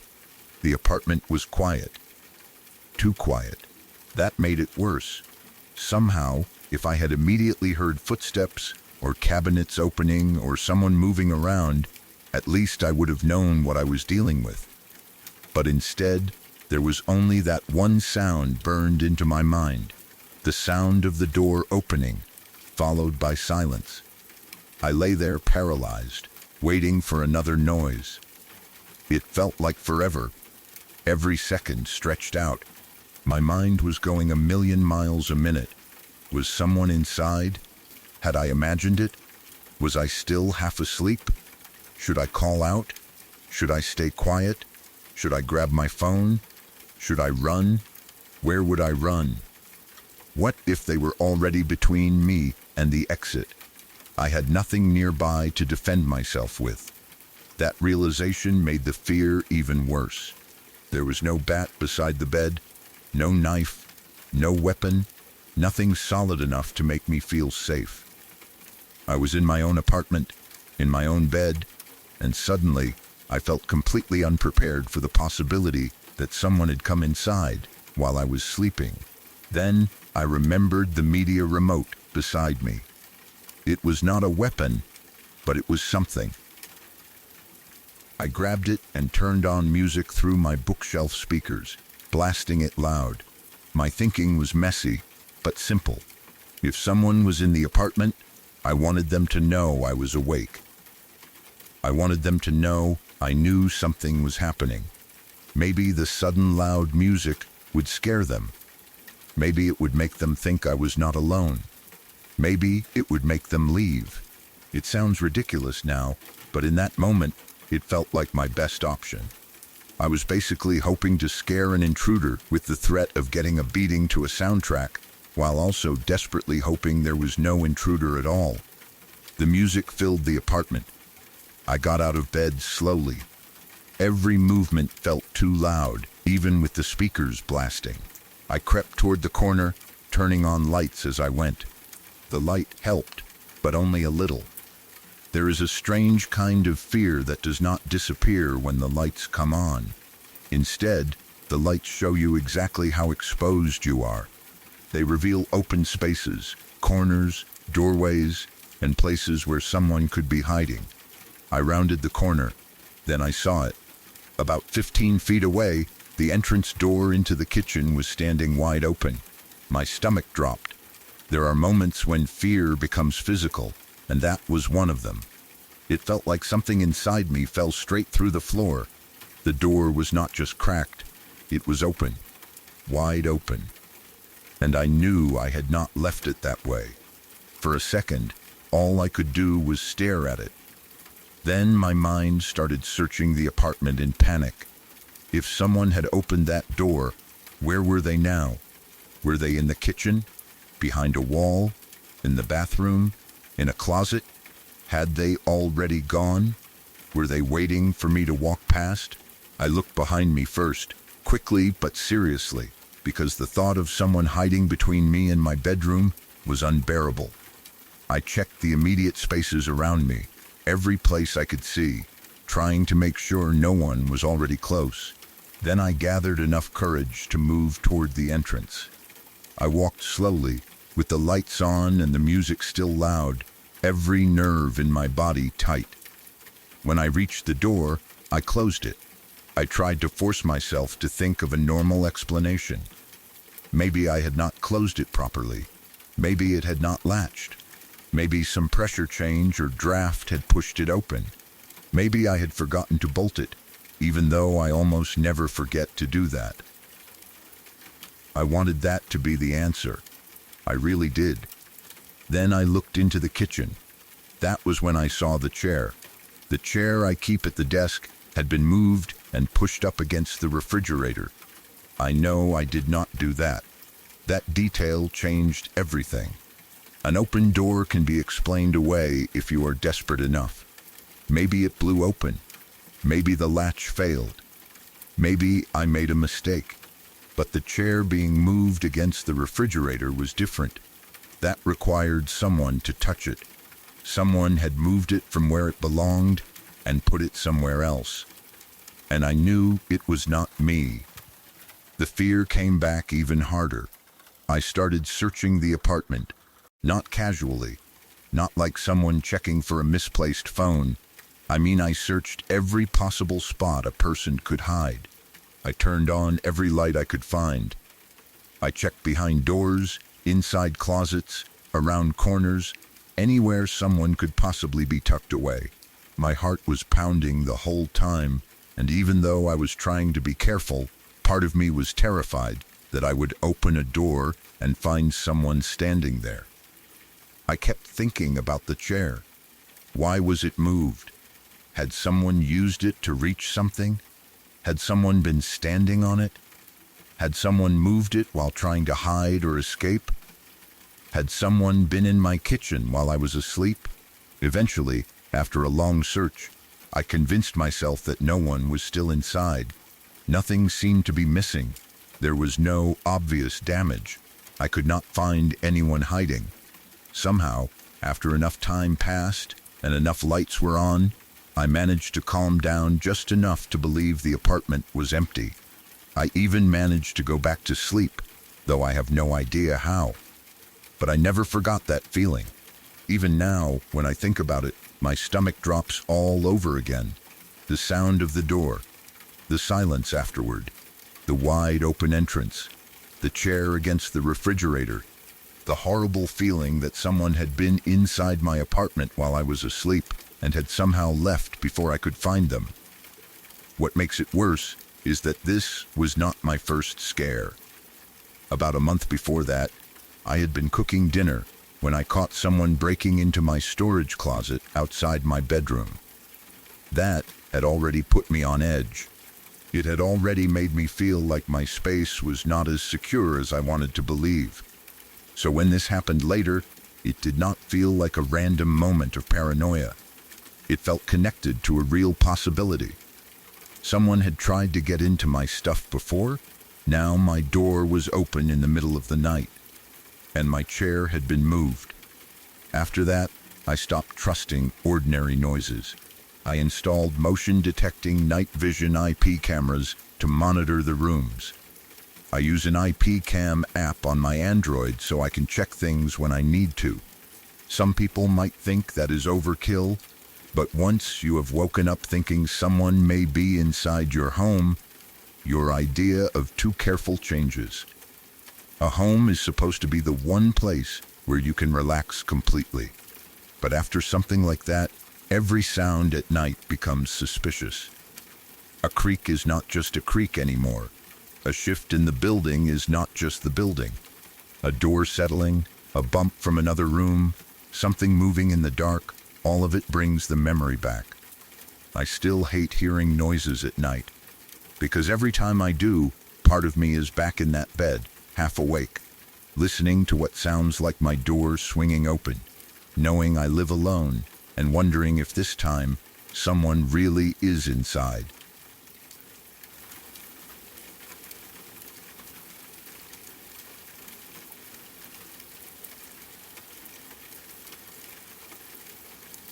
I grew up in a small town in Kansas, the kind of place I have since gotten far away from and have no desire to go back to.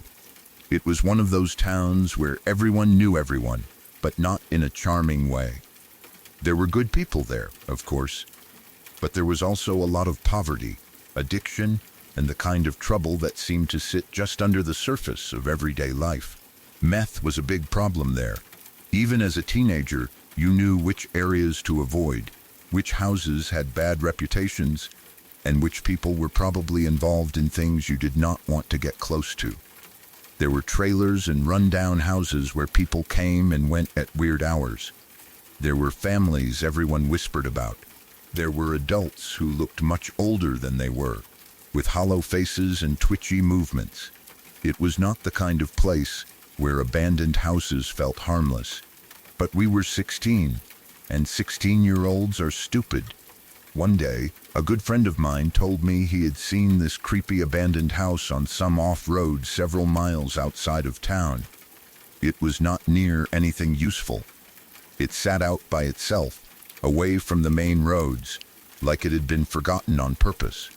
That alone should have been enough reason to leave it alone. But to us, it sounded interesting. There was not much to do in that town. When you are bored and young in a place like that, bad ideas start sounding like adventures. An abandoned house outside of town felt like something we had to check out, not something we should report or avoid. So we went. The house looked abandoned from the outside. The windows were busted out, and the whole place had that dead, neglected look. Broken glass, damaged siding, weeds, dirt, all the usual signs that nobody normal had lived there in a long time. It did not look like a haunted house exactly, but it looked like a place where something bad could happen and no one would know for a while. The front door was jammed shut. That should have been our second warning. But instead of turning around, we forced our way in. We shoved ourselves against it hard enough until it finally gave. I remember the feeling of pushing into that house, thinking we were doing something exciting, like we had discovered some hidden place nobody else knew about. The second we got inside, I noticed the smell. The house smelled like chemicals. I do not know how else to describe it. It was not just a normal abandoned house smell. It was not only dust, mildew, rot, or old wood. It was sharper than that. The air had a bite to it. When I breathed in, it stung my nose slightly, like something in the air did not belong in human lungs. At the time, I did not fully understand what that meant. I noticed it, but I did not think hard enough about it. That was one of many mistakes. We started looking around. The house was trashed, but that was what we expected. Broken things, dirt, old junk, debris scattered around. It felt like people had been in and out of the place, but not in a normal way. There was no sense that anyone was living there comfortably. It felt more like people had used it for something and did not care what happened to it. There was one thing I saw that I did not give a second thought to until later. In one doorway, there was a metal can full of rocks. A string ran across the doorway, about a foot above floor level, tied in a way that made it stretch across where someone would walk. We just stepped over it. That was it. We saw it, stepped over it, and kept going. Looking back, that detail makes my stomach turn. It was not just random trash, it was an alarm. A crude warning system. If someone came through without noticing the string, they would hit it, the can full of rocks would move or fall, and it would make noise. Whoever was in that house would know someone had entered. But at 16, we did not think like that. We just thought it was weird. Eventually, we made our way upstairs. There was broken glass all over the steps. Every time we took a step, it cracked loudly under our shoes. That sound echoed through the house, sharp and obvious. If anyone was inside, they definitely heard us. We were not sneaking. We were basically announcing ourselves with every step. And yes, looking back now, this is the part where any reasonable person would say we were dumb as hell for not getting out of there. They would be right. We had already forced open a jammed door, smelled chemicals, stepped over what was probably a homemade alarm, and walked upstairs covered in broken glass. Every single thing about that house was telling us to leave. But we were bored, curious, and stupid enough to keep going. When we got to the top of the stairs, we saw him. A man was standing there. He looked like a junkie, and he was terrifying. He had that wild, unstable look, like he had not slept properly in days. His body language was tense and frantic. His face was full of panic and anger at the same time. And in his hand, he was holding a handgun. Everything changed instantly. Until that moment, the house had been creepy in an adventurous way. Dangerous, yes, but still in that teenage, let's explore this abandoned place kind of way. The second we saw the gun, it became real. There was nothing fun about it anymore. There was no mystery to enjoy. We were inside a place we had no business being, and an armed man was screaming at us. He started freaking out, yelling things at us. I do not remember every word. Fear does that. It takes the details and turns them into noise. I just remember the shouting, the gun, the wild look in his eyes, and the sudden understanding that we could actually die in that house. We ran. There was no discussion, no plan, no hesitation. We turned and got the hell out of there as fast as we could. Down the stairs, over the broken glass, through the chemical-smelling air, past the doorway with the can and string, out the door, and away from that place. I do not think I have ever moved faster in my life. Later, we found out what we had walked into. It was a meth lab. That explained everything. The chemical smell that stung our noses. The isolated location. The busted-up abandoned house. The makeshift alarm with the can of rocks and string. The armed, paranoid man upstairs. We had not found some harmless, abandoned place to explore. We had stumbled into an active criminal setup, and the person inside had every reason, in his mind, to think we were a threat. That realization scared me almost as much as the gun had, because once you know what the place really was, you understand how much danger you were in. Meth labs are not just illegal. They are volatile, toxic, and often run by people who are paranoid, desperate, armed, or all three. We could have been shot. We could have breathed in something poisonous. We could have triggered something dangerous without knowing it. We could have disappeared in a house miles outside town, and who knows how long it would have taken anyone to find us. We were unbelievably lucky. A couple of years ago, I drove past the area again. The house was gone. It had been torn down. I was glad to see that, honestly, some places do not need to be left standing. That house was not haunted. at least not by ghosts. But it had a bad feeling because bad things were happening there. It was one of those places where the danger was human, and that is always worse to me. No demon chased us.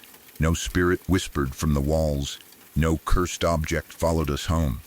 Just a chemical stinking abandoned house in rural Kansas, a homemade alarm across a doorway, broken glass on the stairs, and a screaming junkie with a handgun at the top.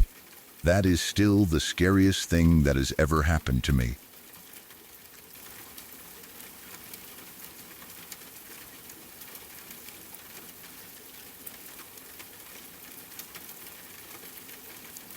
Lots of creepy things happened around me while I was growing up. My mum was a spiritualist, and for a while she was also a medium. It was not something she treated like a party trick or something to show off at gatherings. She always said it was something you had to train for, something you had to take seriously if you wanted to do it properly. Because of that, strange things seemed to happen around her more often than they did around most people. Not everything happened directly to me, but our house always had a certain feeling to it. It was not terrifying every single day, and it was not like objects were constantly flying across the room or anything dramatic like that. It was quieter than that, more subtle. But there were enough odd moments that I grew up knowing the world might be stranger than it looked. Sometimes people heard things. Sometimes someone felt watched. Sometimes a room would suddenly feel heavy or different for no clear reason. When you grow up around that, you get used to the idea that not everything strange needs to announce itself loudly. Sometimes the creepiest things are the small things that happen once, leave no proof, and are witnessed by just enough people that you cannot easily dismiss them. One of the things I remember most clearly happened during a party at our house. I was about 12 years old at the time.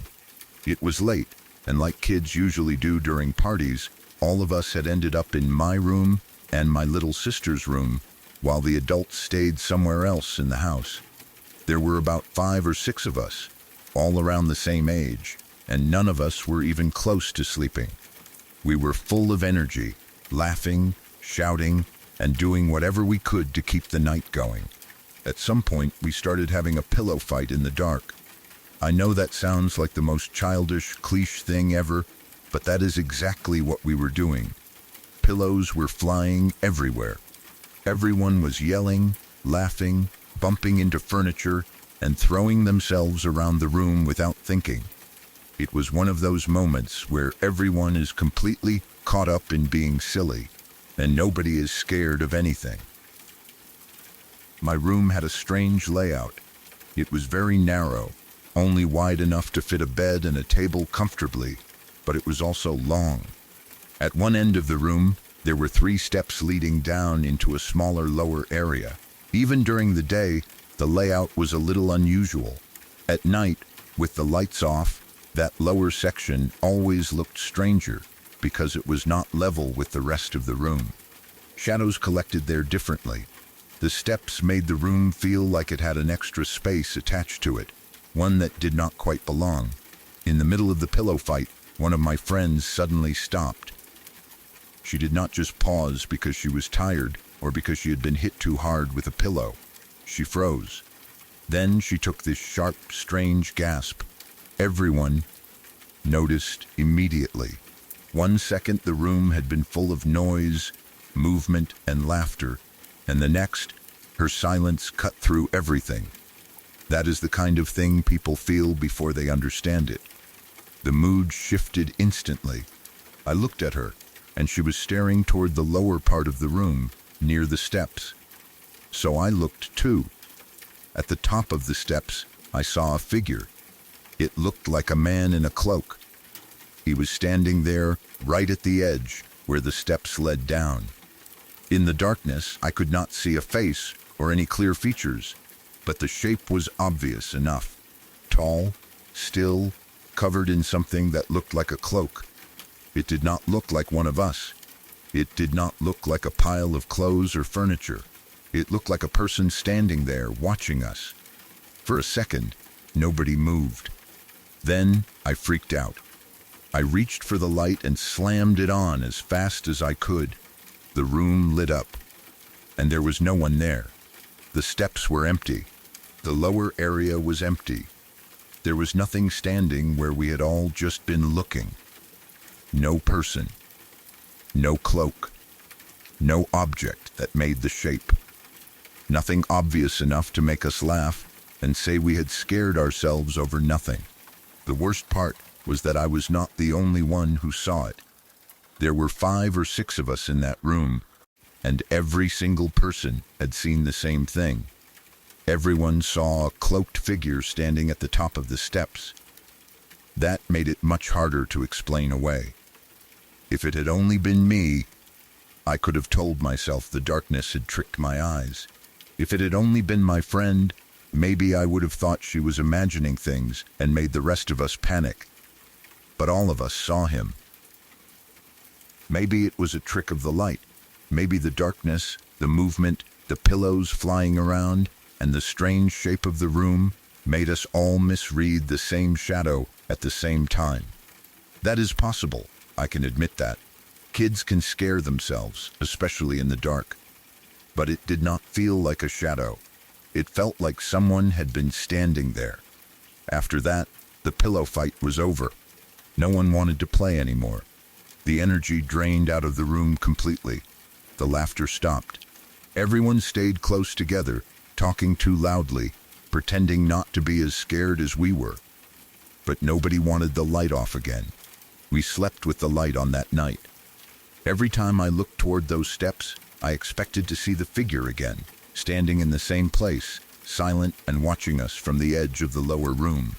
Another event I remember happened at a different friend's house. I will call her Lisa. We were still around 12 at the time, and her parents were out for the night, so a few of us were hanging out in her room. There were about 5 of us there too. It was one of those nights where you feel older than you are because there are no adults hovering nearby. We had music on, and we were dancing around, laughing, being loud, and acting stupid in the way 12-year-olds do when they think no one is watching. There was nothing creepy about the night at first. No one was telling ghost stories. No one was trying to scare anyone. We were just having fun. Lisa had a big golden Labrador, and he was in the room with us for a while. He was a friendly dog, the kind of dog that made a house feel safer just by being there. A big dog has that effect. Even if he is gentle, you feel like he would know if something was wrong. If someone came to the door, he would hear it first. If something moved downstairs, he would react before any of us did. And that is exactly what happened. All of a sudden, the dog got up. He did not stretch lazily or wander away like he was bored. He reacted. His whole body seemed to notice something before we did. He left the room quickly, ran downstairs, and started barking. We all stopped. The music was still playing, but nobody was dancing anymore. Then we heard it.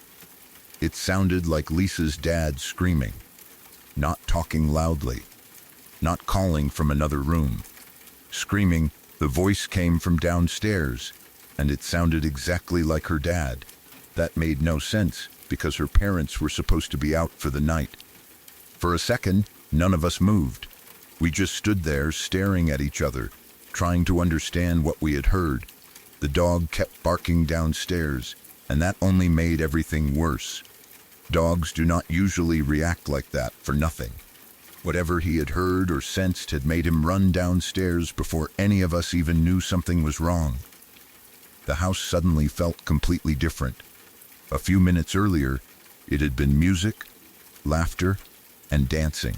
Now it was 5 12-year-old girls frozen in an upstairs bedroom while a big dog barked downstairs and a voice that sounded like Lisa's dad screamed from somewhere below us.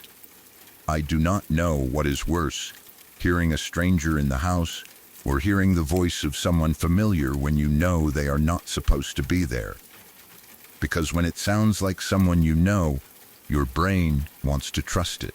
It wants to believe there is a normal explanation. Maybe her dad came home early. Maybe something happened. Maybe he needed help. But at the same time, every part of you knows something is wrong. Her parents were out. The dog was barking. And that scream did not sound normal.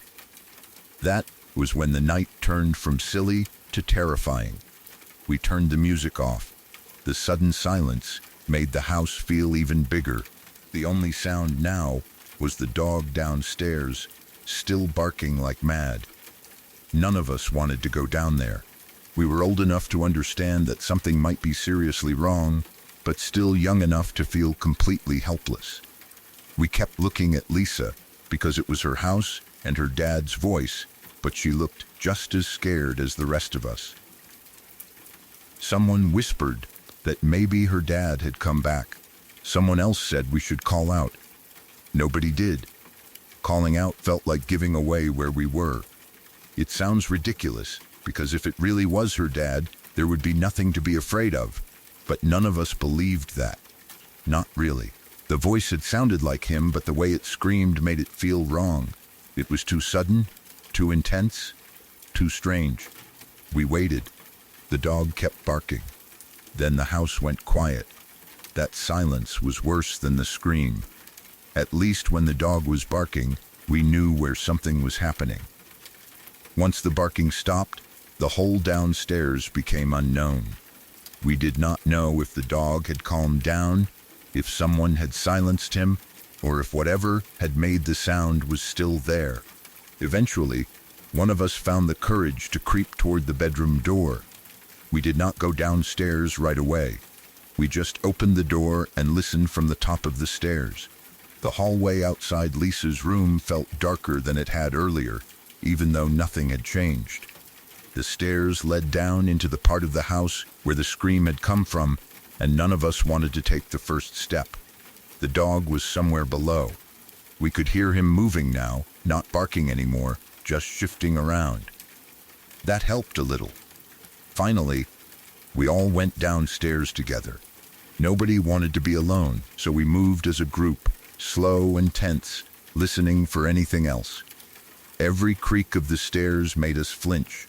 Every shadow looked like it might turn into a person. When we reached the bottom, the dog was there, alert and unsettled, but there was no one else. The house was empty. No father, no intruder, no explanation. We checked what we could, though we were too scared to do a proper search. The doors seemed closed. Nothing obvious looked disturbed. Lisa's parents were not home. There was no reason for a scream in her dad's voice to have come from downstairs. When her parents came back later, Lisa asked them if her dad had come home earlier, or called the house, or done anything that could explain what we heard. He had not. They had been out the entire time. That left us with nothing. Just the memory of the dog suddenly reacting, running downstairs, and barking at something none of us could see. Then, that scream in her dad's voice, coming from a house where he was not supposed to be. I have tried to explain that one over the years too. Maybe it was someone outside. Maybe a neighbor screamed, and the sound carried strangely. Maybe the dog heard something unrelated, and our brains filled in the rest. Maybe because we knew Lisa's dad's voice, we interpreted a random sound as him. That is possible. But all of us heard it as him, and the dog reacted before we did. That detail still bothers me. Animals do not care about scary stories.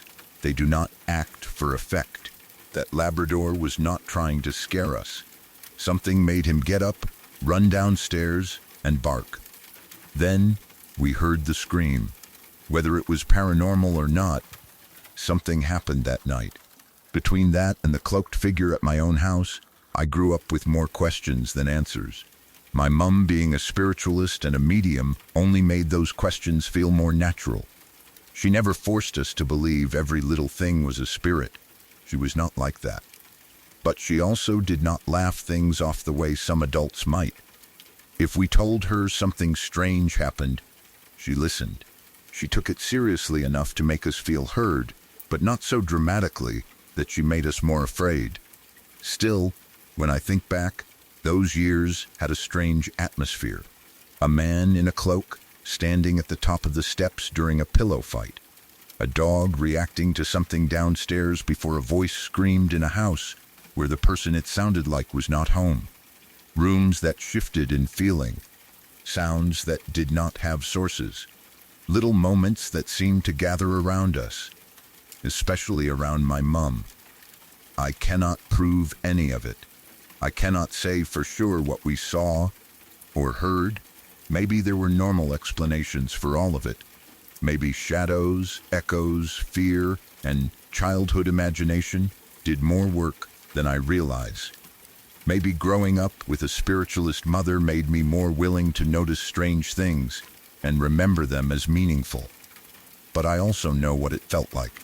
I know what it felt like to be a kid in a dark room, laughing with friends, and then suddenly see a cloaked figure standing at the top of the steps. I know what it felt like when the light came on and there was nothing there. I know what it felt like to stand in Lisa's room while her dog barked downstairs and her dad's voice screamed from a house he was not inside. Those memories stayed with me because they were not just stories told by one person later. Other people were there. Other people saw. Other people heard. And sometimes that is the part that makes a strange memory hardest to dismiss.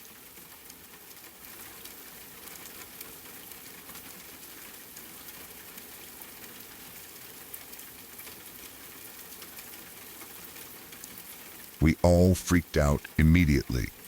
At first, we were not even thinking about ghosts or anything supernatural. The first thought that hit all of us was much more normal and, at our age, almost just as terrifying. Lisa's dad was home, he had heard the music, and he was going to lose his mind. We were 12.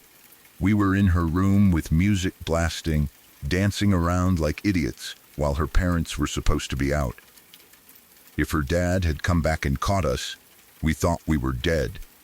Not literally, but in that dramatic way kids think when they know they are about to get into serious trouble.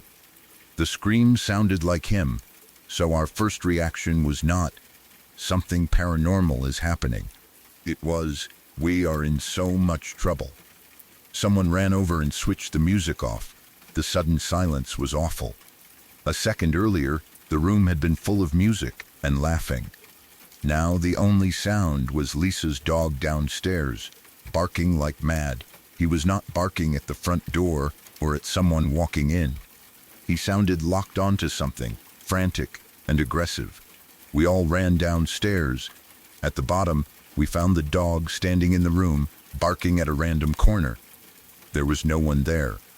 He was just facing the corner, barking like something was standing there that only he could see.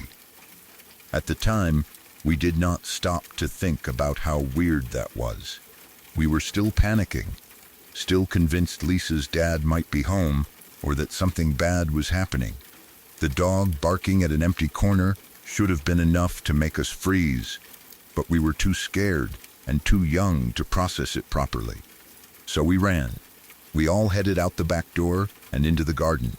From there, we kept running a little way up the street, putting distance between ourselves and the house. My heart was pounding.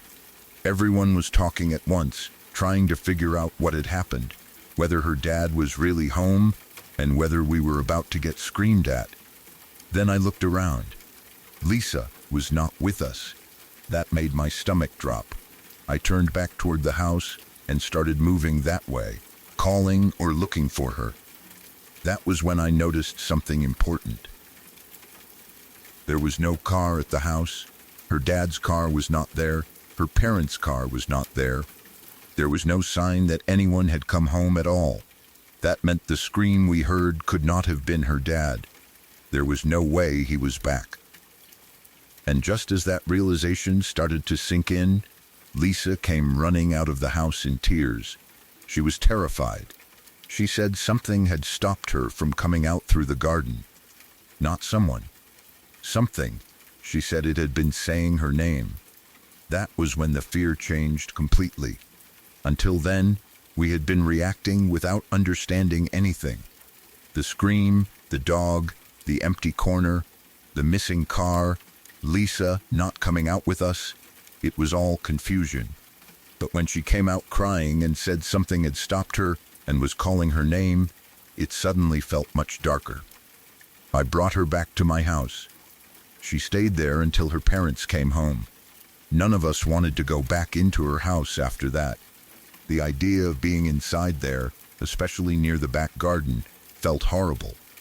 Whatever had happened, Lisa was shaken badly enough that she did not want to be alone, and I did not blame her. For a while, that was the main story. The dog barking at the corner, the scream in her dad's voice, the empty driveway. Lisa crying and saying something had stopped her in the garden and called her name, but it did not end there. About 3 or 4 weeks later, I wanted to go over to Lisa's house and see if she wanted to come out. She lived in a house across a field from mine, so I could see her place from a distance. I tried ringing first, but nobody answered. Instead of just walking over, I did something I used to do sometimes. I got my old video camera and used the zoom to check if anyone seemed to be home. It sounds weird now, but at the time it was just one of those things you do as a kid when you have a camera and too much curiosity. The camera let me look across the field toward her house more clearly. The layout of her house made it possible to see straight through part of it. At the front, there was the living room. Behind that was the kitchen. There was a window in the living room, and directly behind it, a window in the kitchen. If the angle was right, you could look through the front window, through the room, through the kitchen window, and out into the garden. I was looking through the camera, zoomed in toward the house, checking to see if anyone was inside. Then I noticed movement. A figure moved in front of the light coming through the back window, blocking it for a moment. At first I thought, grand, she must be in. That was the simple explanation. Someone had walked through the room, so Lisa was probably home. But then I looked closer. The figure was not Lisa. It was someone I had never seen before, and they were staring right at me, not just facing the window, not just standing there by chance, staring directly at me, across the field, through my camera. That is hard to explain unless you have felt it. I was far away, using the zoom on a video camera. From that distance, there should have been no reason for someone inside the house to know exactly where I was looking from. But this figure seemed to be staring straight back at me, as if it knew I was watching. I freaked out. I called my sister in to look. By the time I brought her back and pointed the camera at the house again, the figure was gone. We stayed there for another few minutes, watching. Nothing moved. The windows looked normal. The house looked quiet. Then a car pulled up. Lisa and her whole family got out. They had been shopping. They brought bags into the house like nothing was wrong. That meant no one had been home when I saw the figure. No one should have been inside that house at all. I did not tell Lisa right away. I think I needed time to understand it myself, or maybe I did not want to scare her more than she already was. But later, I finally told her what I had seen. That was when she admitted something. She said she saw things in that house all the time. Not once, not just that night, all the time. That confession made everything else feel heavier. The scream in her dad's voice, the dog barking at the empty corner, something stopping her in the garden and saying her name, the figure in the house staring at me from across the field when no one was home. It was not just a one-time weird incident. For Lisa, that house had been strange long before I saw anything. After that, I stopped staying over as much. I still cared about her, and I still wanted to be her friend, but that house felt wrong to me. It was one thing to hear a scary story from someone else. It was another thing to be there when the dog barked at nothing, hear a voice that should not have been there, see Lisa come out crying, and then later see a stranger-shaped figure inside her empty house staring directly back at me through a camera. I could not explain any of it. Maybe there were normal reasons for some parts. Maybe the scream came from outside. Maybe the dog was barking at a sound in the wall. Maybe the figure I saw was a reflection, a shadow, or something passing through the view at just the wrong angle. But I know how it felt, and I know what I saw. Something in that house seemed aware of us. And after Lisa told me she had been seeing things there all the time, I decided I did not need to spend any more nights finding out what else was in there.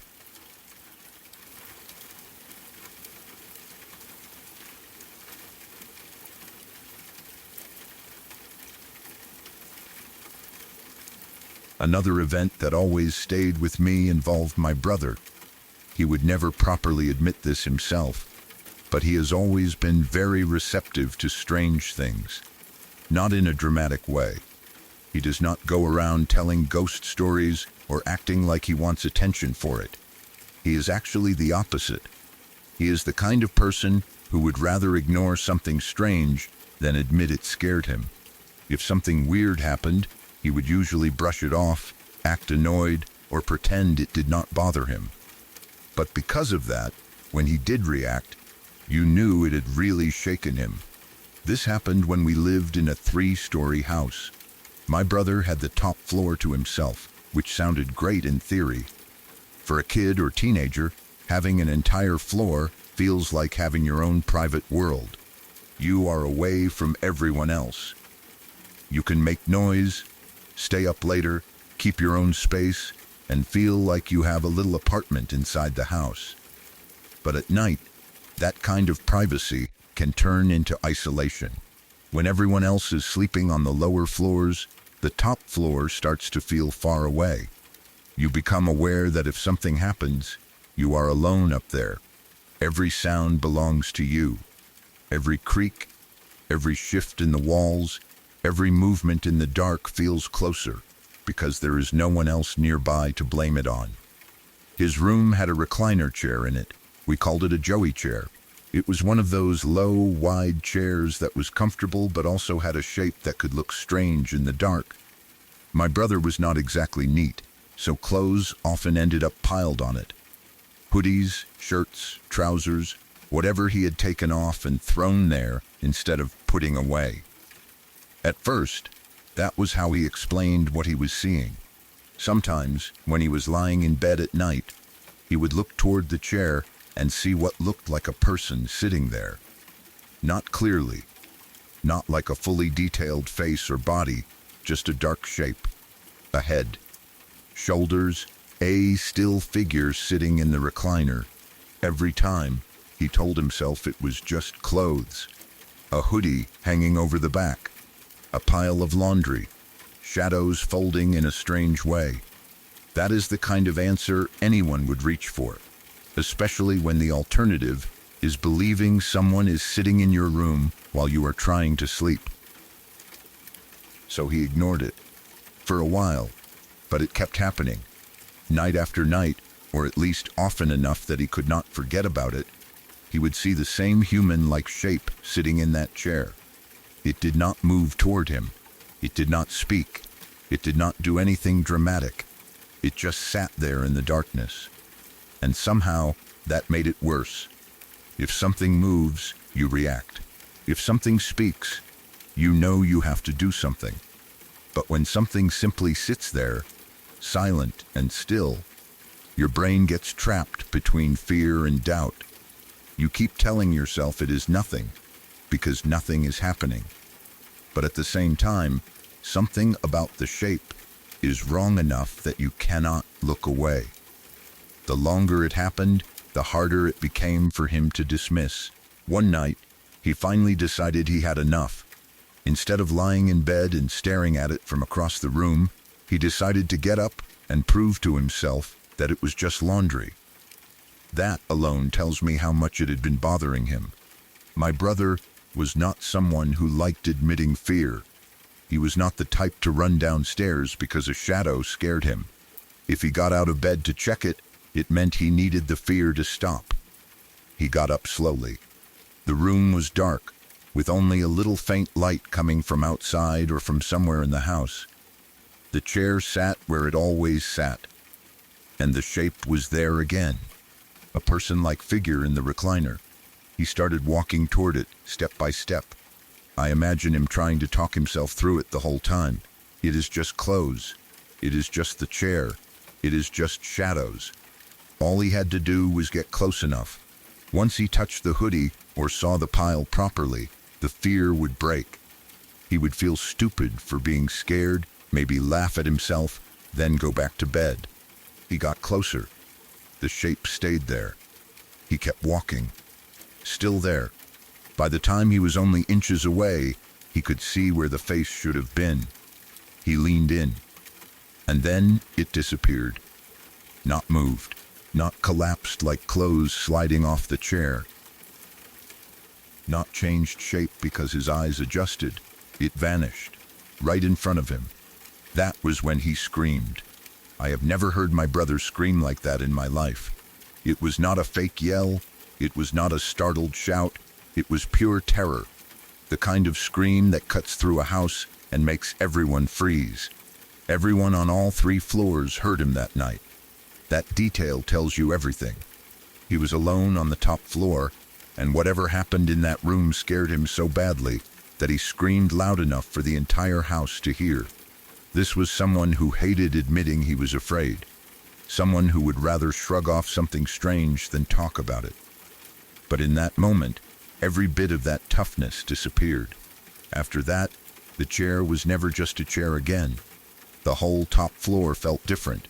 Once someone tells you they saw a figure sitting in a chair and that it vanished inches from their face, you cannot look at the room the same way. You can tell yourself it was imagination or a trick of the light, but the story stays in the back of your mind. You picture him walking toward it in the dark, expecting to find clothes, only for whatever was sitting there to disappear at the last second. And that was not the only thing he saw in that house. He also mentioned seeing nooses hanging from the ceiling. That always bothered me too. A figure in a chair is frightening, but nooses carry a different kind of darkness. They are not vague shapes.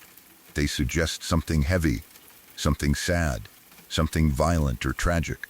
Whether what he saw was a vision, a shadow, a waking dream, or something else entirely, it made the atmosphere of that top floor feel even more wrong.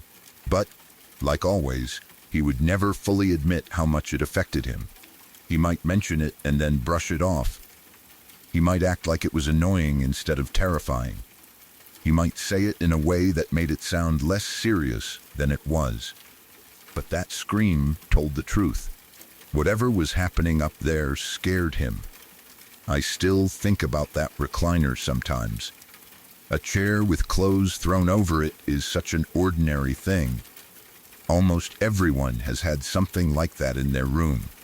A chair, a coat stand, a pile of laundry, something that looks like a person for half a second in the dark. Usually, you turn on the light or look closer, and the fear disappears. But my brother did look closer. He got up. He walked over. He checked. And when he got close enough to prove it was only clothes, the figure vanished. That is the part I cannot get past. If it had been laundry, it should have still been there. If it had been shadows, it should have shifted naturally as he moved. If it had been a trick of the light, it should have slowly changed shape. But it did not. Something sat in that chair long enough for him to approach it. Then, when he was inches away from where its face should have been, it disappeared, and my brother screamed loud enough for the whole house to hear.